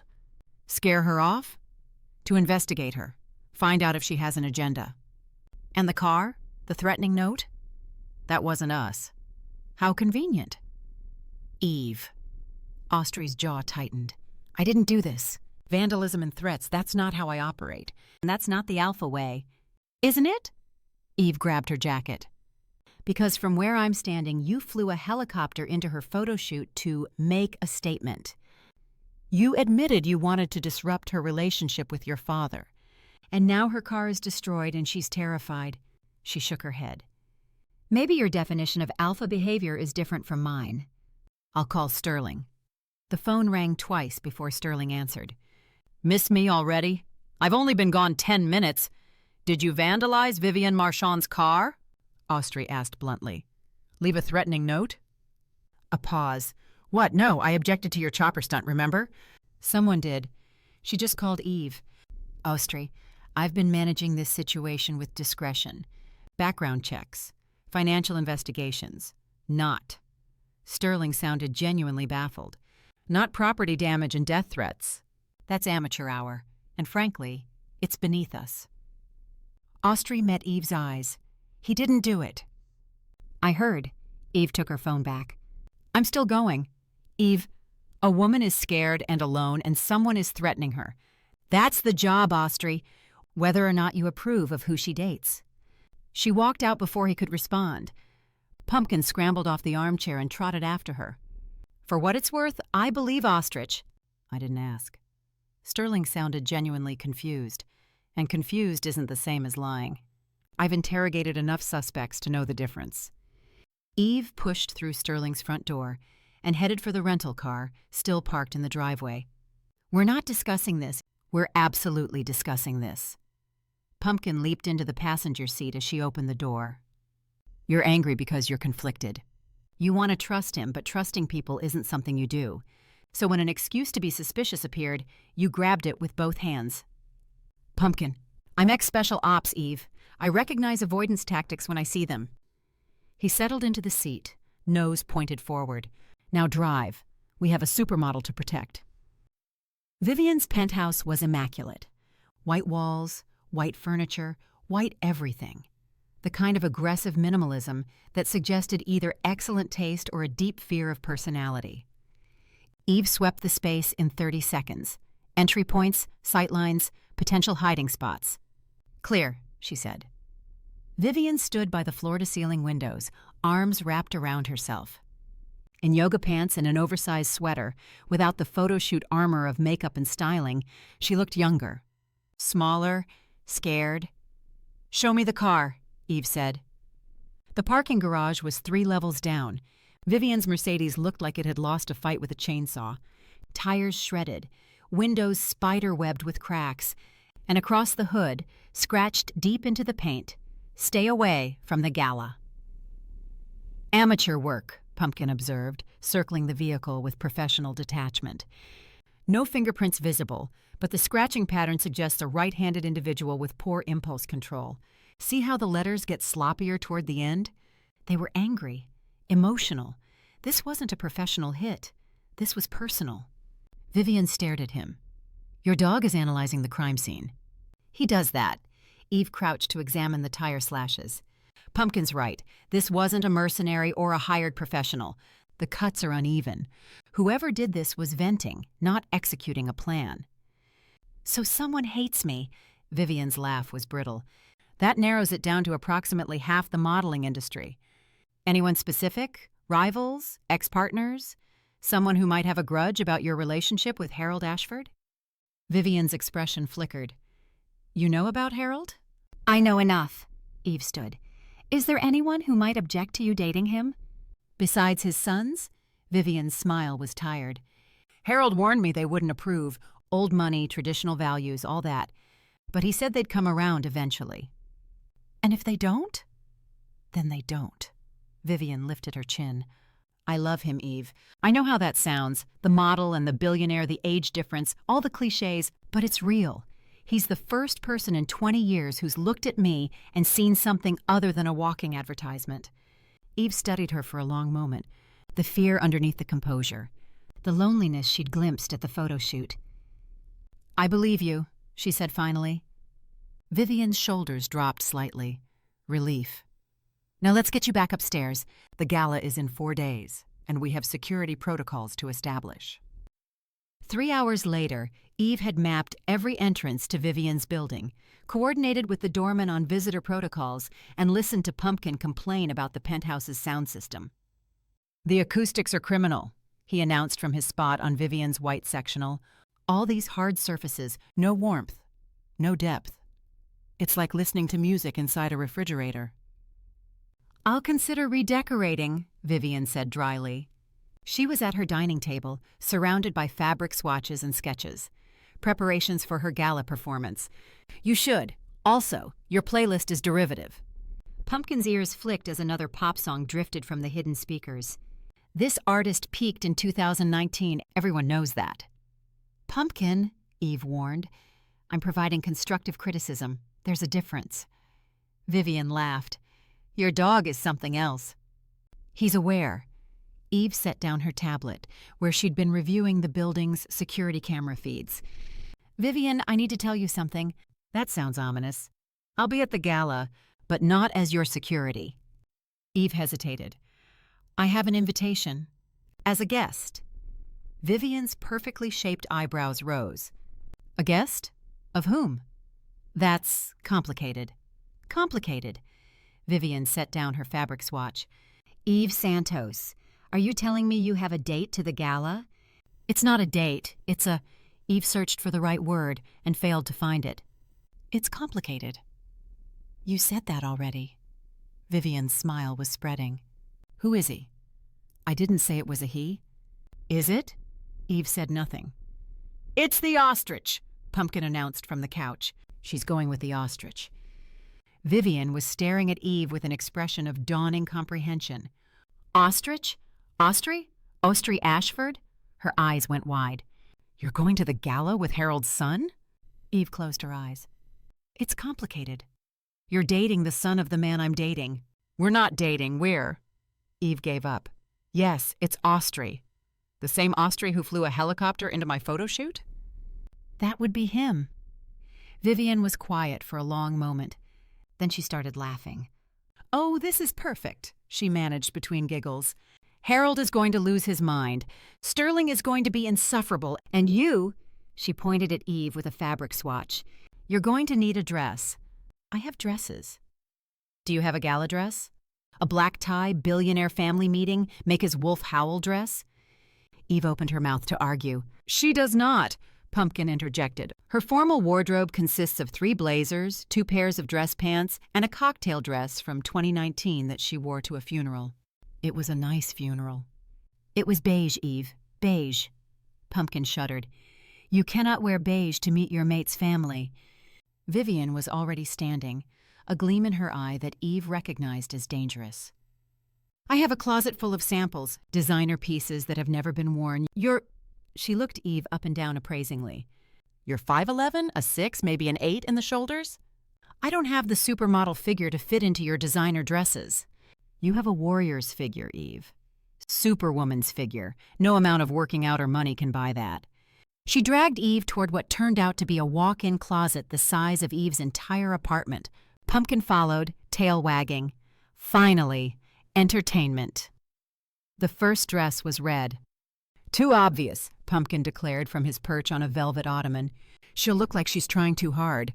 The second was silver. Too cold. She needs warmth. She's meeting his family, not auditioning for a robot uprising. The third was pink. Absolutely not. Next. Vivian was proving surprisingly patient with the corgi's running critique. Your dog has very specific opinions. He has opinions about everything. Eve tugged at the pink fabric. Including things he has no business having opinions about. Fashion is everyone's business. Pumpkin hopped down from the ottoman and began nosing through the lower racks. It's a form of communication. What you wear tells people who you are before you say a word. And what does pink tell them? That you're approachable, feminine, and completely wrong for this occasion. Pumpkin emerged from beneath a row of evening gowns, dragging something dark behind him. This one. Vivian rescued the dress from his teeth and held it up. Midnight blue. Nearly black, but with depths of color that shifted in the light like deep water. The fabric was liquid, silk maybe, or something more expensive, with a neckline that would show the bite mark on Eve's neck without being obvious about it. "Oh," Vivian breathed. "Oh, yes." Eve reached for the dress. The fabric slipped through her fingers like cool water. "Try it," Vivian urged. "Just try it." 5 minutes later, Eve stood in front of a full-length mirror and didn't recognize herself. The dress fit like it had been made for her. It hugged her waist, skimmed her hips, pulled slightly at her feet. The color made her skin glow, and her eyes look almost amber. And the neckline, the bite mark was visible. Just barely. A shadow of teeth at the curve of her neck, peeking above the fabric like a secret. "Stunning," Vivian said softly. Pumpkin sat at Eve's feet, head tilted, studying her reflection with unusual seriousness. "Well?" Eve asked. "I approve." His tail gave a single, decisive wag. "The ostrich is going to swallow his tongue." Eve turned back to the mirror. She barely recognized the woman looking back at her. This wasn't Eve Santos, security consultant. This wasn't the woman who slept with a knife under her pillow and trusted no one. This was someone else entirely. Someone who might possibly be willing to let her walls crack. "I can't accept this," she said. It's worth nothing if it stays in my closet." Vivian squeezed her shoulder. "Take it. Wear it. Make Harold's son fall even more hopelessly in love with you." "We're not your mates." Vivian's smile was knowing. "I've seen how shifters look at their mates, Eve. Harold looks at me like that, and based on what your dog has told me, Ostrey looks at you the same way." Eve didn't have a response to that. The intercom buzzed. "Ms. Marchand?" The doorman's voice crackled through. "There's an Ostrey Ashford here to see Mrs. Santos. Should I send him up?" Eve and Vivian exchanged glances. "He tracked you here," Vivian observed. "He does that." Eve was already moving toward the living room, got out the dress, and back to her old clothes. 3 minutes later, the elevator opened. Ostrey stepped out. He was wearing normal clothes now, clearly borrowed from Sterling, given the slightly too tight fit across the shoulders. His hair was combed, his jaw was clean-shaven. He looked like the billionaire alpha he was supposed to be, instead of the forest-wandering disaster she'd left that morning. "I came to apologize," he said, "for this morning. You were right to go to Vivian. I should have trusted your judgment instead of trying to keep you confined." "Protected," Eve corrected. "Same thing." He took a step closer. "I'm sorry. I'm not used to having someone who—" He stopped, started again. "I'm not used to having a mate. I'm not used to wanting to keep someone safe so badly that I forget they're capable of keeping themselves safe." Eve felt something loosen in her chest, a knot she hadn't realized was there. "Thank you," she said. "Come home with me?" The words were soft, almost uncertain. "Not to Sterling's, to my place. I have security, and space, and clothes that actually fit." Eve glanced at Vivian, who was watching the exchange with undisguised delight. "Go," Vivian said. "I'll be fine. You've set up my security protocols, and the doorman is on alert. Besides," she grinned, "you have a gala to prepare for." "I suppose I do." The car ride was quiet. Not uncomfortable, just quiet. Ostrey drove with one hand on the wheel, the other resting on the center console, close enough that Eve could feel the warmth radiating from his skin. Pumpkin was sprawled across the back seat, finally silent, his earlier commentary apparently exhausted. Eve's phone buzzed. She glanced at the screen. The breath left her lungs. Mom, missed call. Eve? Ostrey's voice was concerned. What is it? She couldn't answer. Her thumb hovered over the notification. Her mother, who she hadn't spoken to in how long? 3 years? 4? Since the last time she'd called, desperate and cryptic, warning Eve to stay hidden, to trust no one, to never let her wolf out. Eve. It's my mother. The words came out numb. She hasn't called in years. Do you want me to pull over?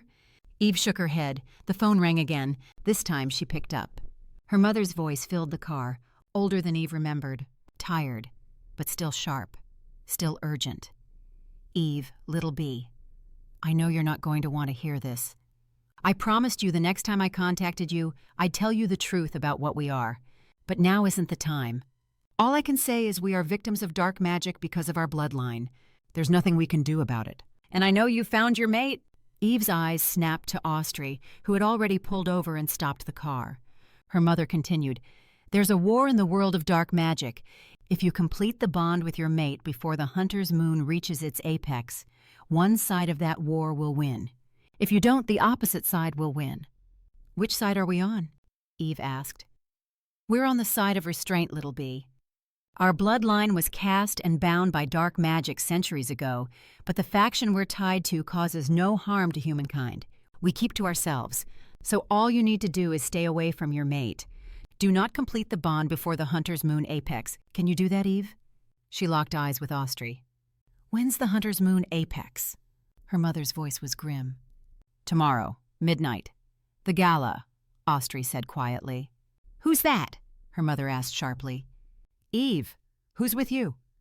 Eve looked at Ostrey, seeing him hold her gaze intensely, waiting for her answer. That's Ostrey Ashford. He's my mate. He claimed me. I haven't claimed him back yet. She reached for his hand, squeezed it.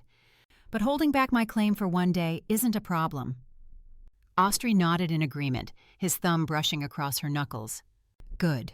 Her mother's relief was audible. That's good, little B. I'm sorry, I must go now. I'm sorry my first call after years isn't what you expected. But I promise, the next time, we'll meet face to face, and I'll have all the answers for you. I'll hold you to that, Mom. And Eve, you and Ostrey have my love and blessing. You're always in my heart. Ostrey leaned toward the phone. Thank you, Mrs. Santos. Will I see you soon, Mom? Eve asked. Yes, I promise. A pause. What's that small growling sound I can hear?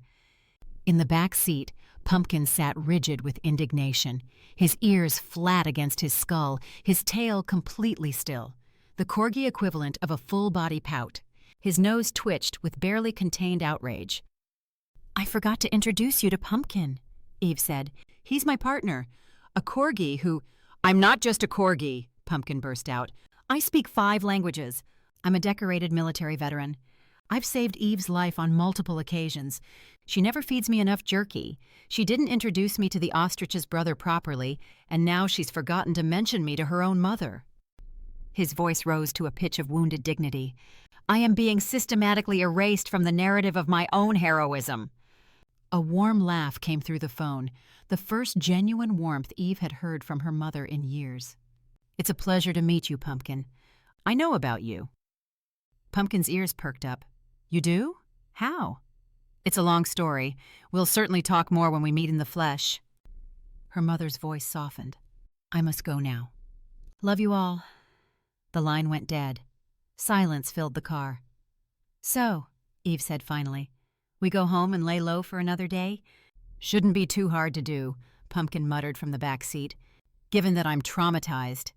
Again, by being forgotten. Again. Ostrey started the car. You can stay at my place and relax.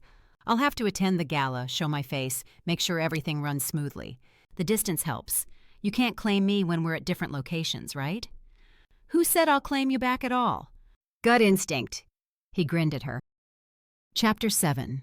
Staying put was harder than Eve had anticipated. She'd paced Ostrey's penthouse 17 times. She'd reorganized his kitchen cabinets. She'd done 200 push-ups, 50 pull-ups, and contemplated disassembling his security system just to give herself something to reassemble. "You're spiraling," Pumpkin observed from his position on Ostrey's obscenely expensive Italian leather sofa. "I can hear your cortisol levels rising from here." "You can't hear cortisol. I can hear the sound of someone who needs a hobby." He stretched luxuriously across the cushions. "Have you considered knitting? Very calming, very nonviolent." Eve ignored him and called Vivian. The model answered on the second ring. "Eve, I was just about to call you. The gala starts in 3 hours, and I wanted to—" "I can't come." A pause. "What?" "To the gala.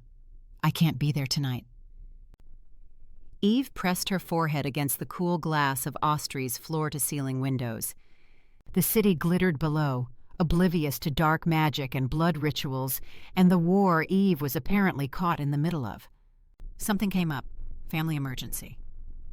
"Oh." Vivian's voice softened with concern. "Is everything okay?" "It will be. I just need to stay away from certain situations tonight." Eve closed her eyes. "Ostrey will be there. Sterling, too. You'll be safe." "I'm not worried about safe, Eve. I'm worried about you." Something twisted in Eve's chest. This woman she'd suspected, investigated, judged, was worried about her. "I'll be fine," Eve said. "Just have a beautiful night, okay?" "You deserve it." "Thank you." Vivian paused. "Eve, whatever's happening, I hope it works out." "Yeah," Eve swallowed. "Me too." She hung up. "That was surprisingly emotional," Pumpkin said. "For you? Shut up. I'm just saying, character growth. I approve." The texts from Ostrey landed as soon as he hit the gala. "Ostrey, arrived at the Meridian. Security sweep complete. Sterling is already complaining about the canapes." Eve smiled despite herself. "Eve, tell Sterling the canapes didn't ask for his opinion." "Ostrey, he says the canapes should have consulted him before being so aggressively mediocre." Pumpkin's head appeared over Eve's shoulder. "Is he sending photos? I need to assess the fashion choices." "It's a text conversation, not a runway live stream. Ask him for photos. I have opinions that need expressing." Eve rolled her eyes but typed, "Pumpkin wants visual confirmation of the dress code situation." 3 minutes later, her phone buzzed with an image. The ballroom was already filling with guests. Men in black tie, women in gowns that probably cost more than cars. Crystal chandeliers, white roses, the kind of elegance that made Eve's skin itch just looking at it.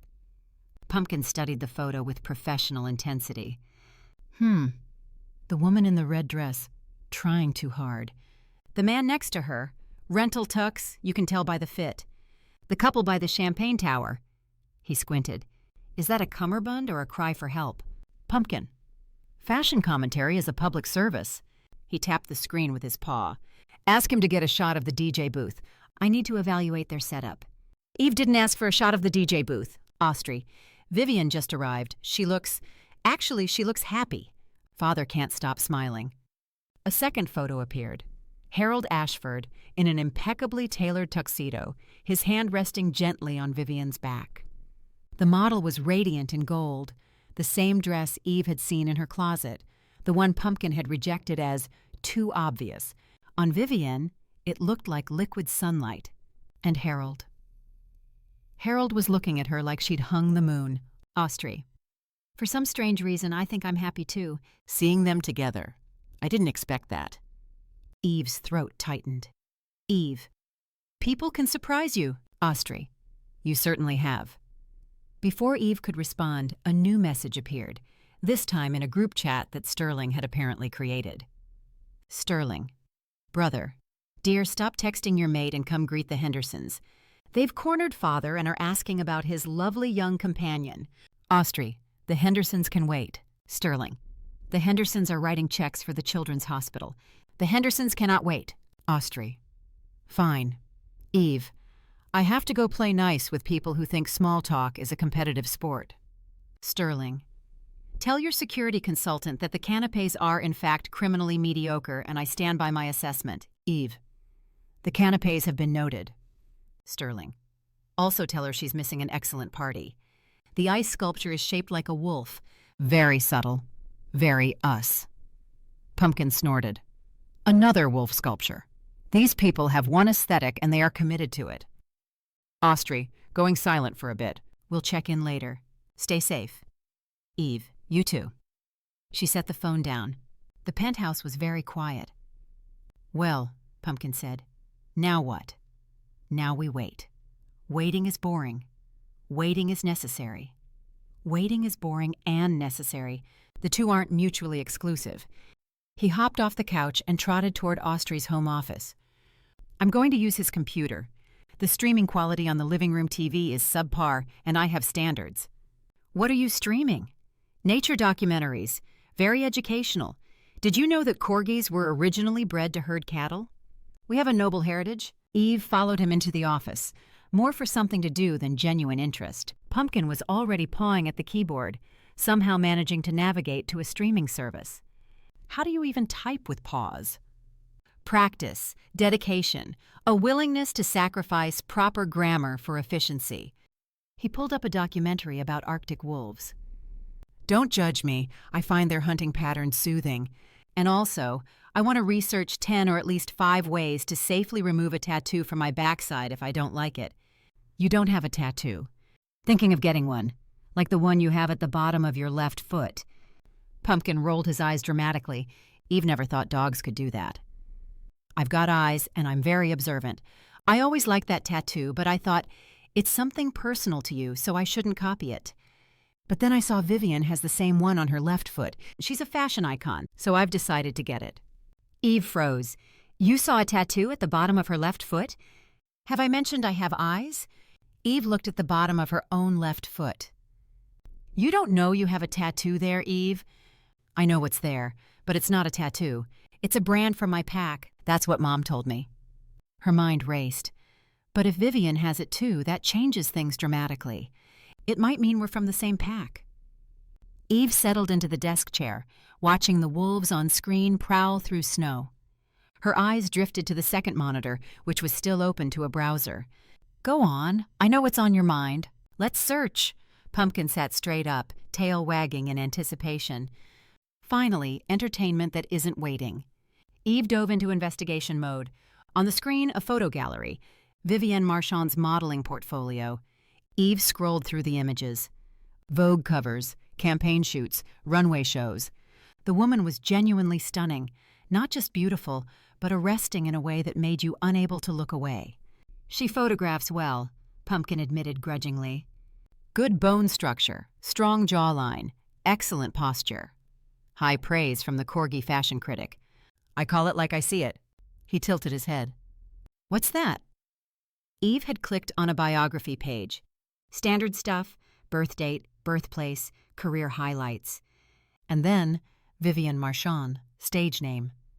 Stage name, Eve murmured. Most models have them, more marketable. Vivienne Marchand sounds sophisticated. Her real name is probably something like Brenda. But something was nagging at Eve, a thread she couldn't quite grasp. She opened a new search. Vivienne Marchand, real name, birth records. The results were sparse. Most celebrities scrubbed their pre-fame identities from the internet, but a few early articles remained. Local pageant results, a high school yearbook photo, and a name, Eveline Marchetti. Eve stared at the screen. What? Pumpkin's voice was sharp. Eve, you just went pale. Well, paler than usual. What did you find? Her name, Eve said slowly. Her real name is Evelyn. So, it's a nice name, traditional, a bit old-fashioned, but Evelyn.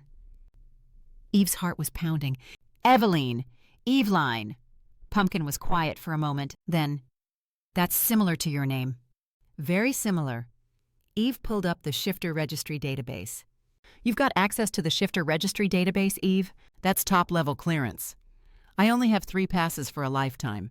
That's after years of accumulated good records, so I need to make it count. Let me concentrate, Pumpkin. Okay, zipping now. Eve searched, inputting all the information she knew. There, Evelyn Marchetti. Birth date. Birthplace. The results loaded. Her blood went cold. Same date, same city, same hospital. Pumpkin! Eve's voice came out strangled. She was born the same day as me, in the same place. Pumpkin was silent. His ears had flattened against his skull, his tell for when something was very wrong. "She's your pack, Eve. The pack you said was destroyed, scattered, and in hiding. And Vivian doesn't behave like she's in hiding. I don't think she knows." Eve grabbed her phone. "I'll call Ostrey." "The number you have dialed cannot be connected. Please try again later." She tried again.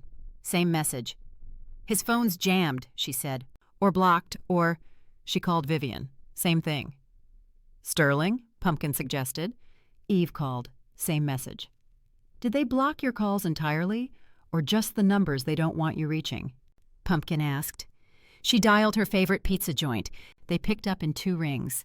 She hung up and closed her eyes. Only those specific numbers were blocked. Someone didn't want her contacting anyone at that gala. She was a sitting duck in this penthouse, with a corgi. What did that mean? Her mother's number was still in her call history. Eve had no expectation that she'd answer. She called anyway. Her mother picked up on the first ring. "Eve," her voice was urgent, frightened. "I was about to call you. Where are you?" "Ostrey's penthouse. Mom, I found something. Vivian, the model dating Harold Ashford, her real name is Evelyn Marchetti. She was born the same day as me, in the same hospital. She has our pack brand on her left foot like me." "What does that mean?" The silence on the other end was heavy, loaded with years of secrets. "Mom, the bloodline I mentioned," her mother said finally. "It's not about ancestry, Eve, not in the traditional sense." "Then what is it about?" 12 babies, born during a blood ritual. Your birthday, that date, it wasn't random. It was the hunter's moon apex. A coven performed the ritual that night, drawing power from the celestial alignment. 12 babies were born during the ritual, 12 vessels bound to the magic. Eve's grip on the phone tightened. "And I was one of them." Her mother's voice cracked. "I spent years hiding you, Eve, keeping you away from anyone who might recognize what you are, because the other 11 were killed. I thought you were the only survivor. But Evelyn Marchetti is another survivor, isn't she?" "Yes, I just found out today. Another mother did what I did, but she wasn't as lucky. She could only swap out her child before she got killed. Evelyn was raised by different parents. She's probably oblivious about the whole ritual. So if she doesn't know the consequences of completing a bond tonight, the magician who set up the original ritual, he's come down from his mountain. This must be critical for him to force the bond completion. He's killed more people, all the nurses and doctors at the hospital who might have known something about the 12 babies. I'm afraid he's going to force you to complete your bond with Ostrey. So run, Eve. Go somewhere he can't reach you, even with dark magic." "Where, Mom? The moon? I hear the commute is terrible." Eve's jaw tightened. "And I'm not running. This magician, is he a one-man show, or does he bring an army of woo-woo magic people?" "I don't know. He's powerful. He casts spells and people just do what he commands. I don't understand it, but he needs to be close to you for it to work. As soon as you hear his command, you have no choice but to obey." "Will it work over the phone?" "I don't know, so don't pick up calls either. Hide somewhere he can't reach you and talk to you. What happens if I complete the bond before midnight, apart from him winning and getting whatever power he wants? You and your mate become the sacrifice source. You'll die." Eve's stomach dropped. "So you're saying if he's figured out Evelyn Marchetti is another surviving baby, he'll get her to complete the bond with Harold. That's why he's keeping me as a sitting duck here. He doesn't need me if he has her." "Yes, 2 sitting ducks here. This is outrageous." Pumpkin paced the floor, his tiny legs a blur of indignation. "I only care about you, Eve," her mother said. "Mom, I think our definitions of responsibility are very different. I'm in charge of Evelyn Marchetti's safety. I promised her, and I'm following through." She hung up. The motorcycle roared through the city streets at speeds that would have made a traffic cop weep. Eve leaned into the turns, the midnight blue dress bunched around her thighs. Not ideal riding attire, but she didn't have time to change into tactical gear. Pumpkin was secured in the carrier mounted behind her, providing a running commentary through their comm system. "Left on 5th. Red light. But I don't think that applies to us right now." "Nothing applies to us right now." "That's the spirit. Also, your mother has excellent timing. Really waited until the last possible moment to drop that bombshell." It's a family trait. Clearly. The Meridian Tower loomed ahead, all glass and lights and the promise of disaster. Eve could see the glow of the ballroom through the upper windows. 500 people in formal wear, completely unaware that they were about to become collateral damage in a magical war. "Front entrance or service entrance?" Pumpkin asked. "Front." "Bold choice. I'm done sneaking, Pumpkin." She skidded to a stop at the tower's grand entrance, dismounting before the valets could process what was happening. One of them stepped forward, mouth opening to object, and Eve fixed him with a look that made him reconsider every life choice. "Park it," she said, tossing him the keys. "Ma'am, you can't just—" "I said park it!" She swept past him, Pumpkin's carrier in hand, and pushed through the golden doors. The ballroom entrance was 2 floors up. Eve took the stairs 3 at a time, her dress flowing behind her like liquid midnight. Her heels clicked against marble. Her heart pounded against her ribs. "Please let me be in time. Please let me be in time. Please." She hit the ballroom doors and threw them open. 500 heads turned. The orchestra stopped mid-note, and Eve Santos, security consultant, stood in the entrance in a borrowed designer gown, breathing hard, a corgi carrier clutched against her hip, looking like she'd just run through hell to get here. The silence was absolute. Then Pumpkin's head popped out of the carrier. "We have arrived," he announced. "You may now gasp in awe." Chapter 8. The scene before her crystallized in fragments. Harold Ashford, standing at the center of the ballroom, his hand on Vivian's cheek. Vivian, looking up at him with trust and love and absolutely no idea what was about to happen. Sterling, frozen mid-step, his expression shifting from confusion to alarm. Ostrey across the room, his eyes locking with Eve's, gold flooding his irises. And a man, silver-haired, sharp-featured, watching her with an expression that made her skin crawl, standing just behind the couple. Eve's gaze swept the room, cataloging threats, exits, opportunities. The silver-haired man's eyes met hers. They gleamed, not with surprise, not with confusion, with joy, pure, hungry, anticipatory joy. That was him, the magician. He was happy she was here, which meant her blood went cold. Ostrey was the current alpha. If the magician drew power from their completed bond, it would be exponentially stronger than Harold and Vivian's. Harold had retired. Ostrey was at the height of his power. She wasn't a backup plan. She was the main course. The silence stretched. Every eye in the ballroom was on her.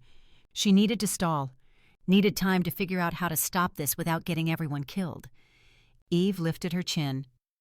"I'm here," she announced, her voice carrying across the marble floors, "to propose to Ostrey Ashford." The ballroom erupted in gasps.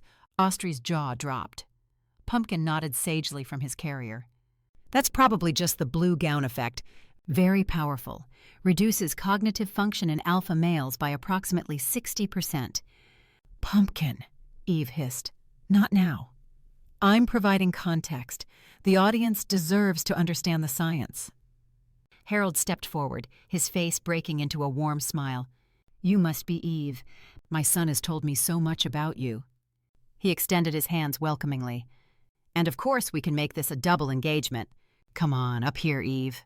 The silver-haired man's expression flickered, just for a moment, a crack in his pleasant facade. "With respect, Harold," he said smoothly, "that's not tradition. Rituals are important. They should be done one at a time." Harold turned to him. "Marcus, surely we can make an exception." "Why not?" Eve asked. Harold smiled. "Let me introduce you to Marcus Thorne. He's our family doctor. He knows pack business better than a lot of us." Thorne's smile was practiced. Perfect. "It's a pleasure to meet you." "Fascinating things," Eve tilted her head. "So, one ritual at a time. Should the father go first or the son?" Harold looked between them, clearly confused by the sudden tension. "Well, Father goes first," Ostrey said, stepping forward. His eyes never left Eve's. "Sterling?" "Agreed," Sterling said slowly, watching Thorne with new wariness. "Father's been waiting longer. It's only proper." Thorne's jaw tightened almost imperceptibly, but he recovered quickly. "Of course. The pack elders would expect—" "Eve." Ostrey's voice, but not out loud, in her head, through the bond. What's going on, Eve? Eve kept her expression neutral, her eyes fixed on Thorne. The doctor. Marcus. He's the magician. He's going to use verbal spells to command people. If we hear him speak the spell, we'll have no choice but to obey. I don't know how to stop him yet, but don't react. Brute force won't work. He'll just command everyone to stop. So play nice. Out loud, Ostrey said, "Actually, the pack might expect the current alpha to go first. If that's the case, I'll oblige." The crowd murmured approval. Several people clapped. Thorne's eyes gleamed again. He thought he was winning. "Before any proposals," Eve said brightly, "I believe tradition also calls for a dance. Doesn't it?" Harold beamed. "Of course! Music!" The orchestra scrambled for their instruments. Eve looked at Pumpkin. Pumpkin looked at Eve. Something passed between them. 11 years of partnership, 1,000 unspoken understandings. Pumpkin launched himself from the carrier.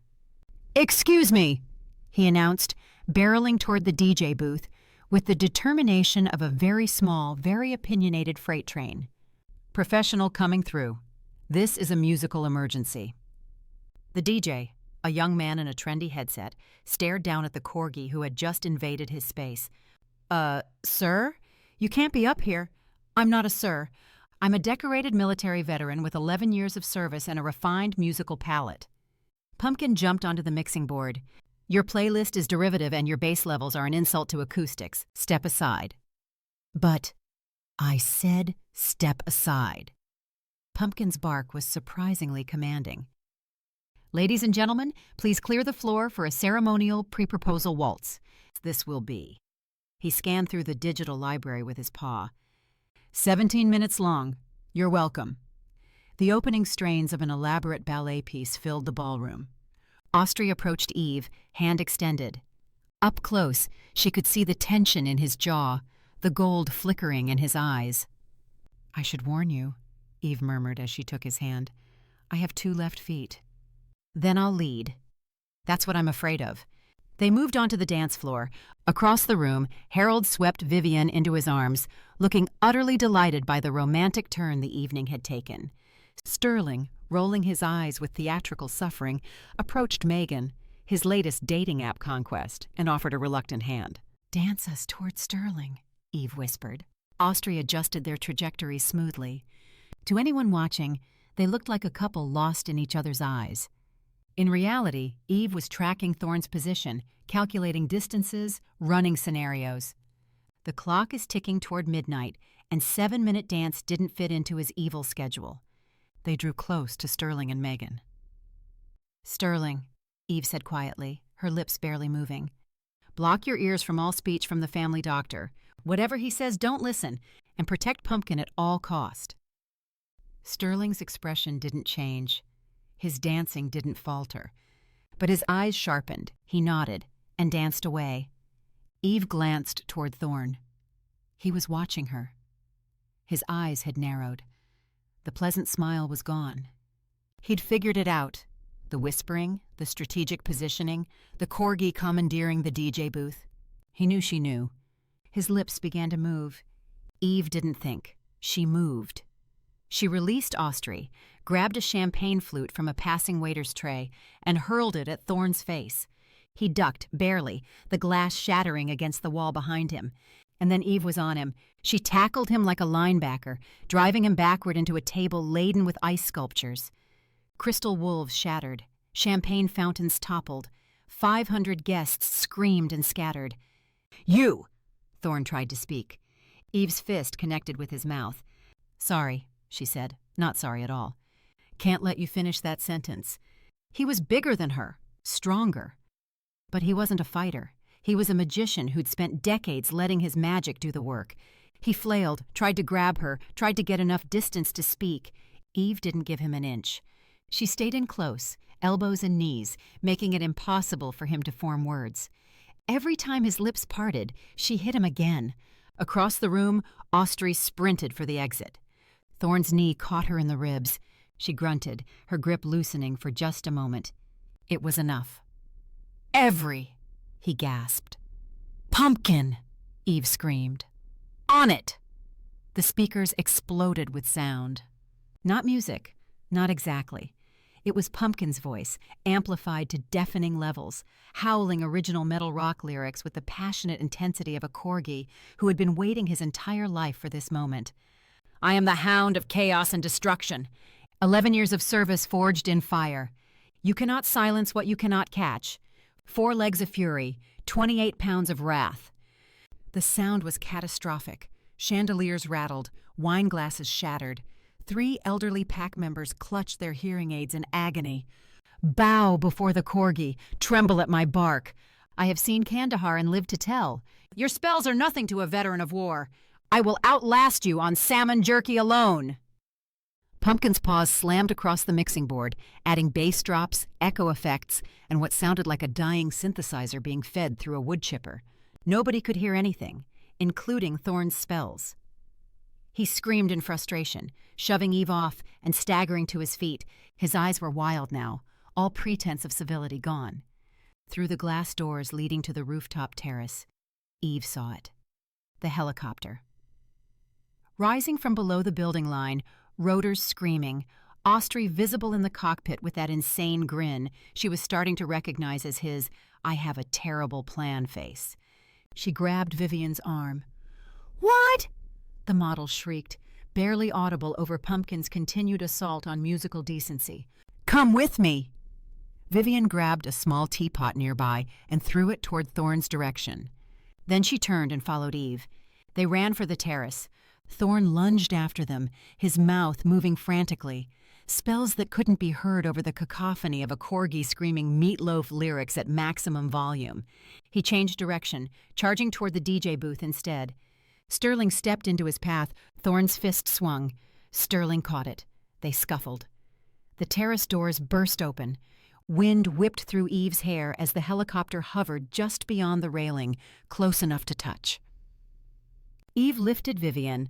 The model was lighter than she looked, probably all those cleanses, and tossed her toward the landing skid. Vivian screamed, grabbed, caught, and clung on for dear life. "Go!" Eve shouted at Ostrey. "Get her out of here!" "Not without you! I'm right behind—" Behind her, Thorne broke free from Sterling. His mouth opened. And Pumpkin, beautiful, chaotic, absolutely unhinged Pumpkin, did something with the mixing board. The music shifted, warped, became something that wasn't quite sound anymore, a frequency that made Eve's teeth ache and her vision blur. Thorne's spell, whatever he'd been trying to cast, backfired. The magical energy that had been building around him reversed direction like a wave hitting a seawall. He flew backward, skidding across the marble floor, crashing through a decorative hedge shaped like a wolf. Sterling was on him in seconds, a napkin shoved in his mouth, tablecloth strips binding his hands. The beta worked with efficient brutality, leaving the magician trussed up like a very angry, very defeated turkey. "That's for ruining my father's engagement party!" Sterling shouted, giving Thorne a final kick for good measure. That was all Eve needed to see. She ran for the railing. The helicopter was pulling away. Vivian safely hauled into the cabin, Ostrey climbing out of the cockpit and reaching down toward her. Eve jumped. Her hands caught the landing skid. The city dropped away beneath her, 300 feet of nothing, her shoulders screaming, wind tearing at her midnight blue dress. "Eve!" Ostrey was climbing down, one hand anchored to the door, the other reaching for her, their hands connected. He pulled. She came up. And as she tumbled into the helicopter, gasping, heart racing, she saw the clock on the dashboard. 12:05 a.m. 5 minutes past midnight. The Hunter's Moon apex had passed. "We did it," she breathed. "We did it." Below them, Pumpkin's voice still echoed from the destroyed ballroom, though he'd switched from meatloaf to what sounded like a victory howl mixed with the chorus of "We are the champions." Eve looked at Ostrey, at her mate, at the man who kept showing up with helicopters at exactly the right moment. She grabbed his shirt, pulling him close, and sank her teeth into his neck. The bite was sharp, precise, exactly over his pulse point.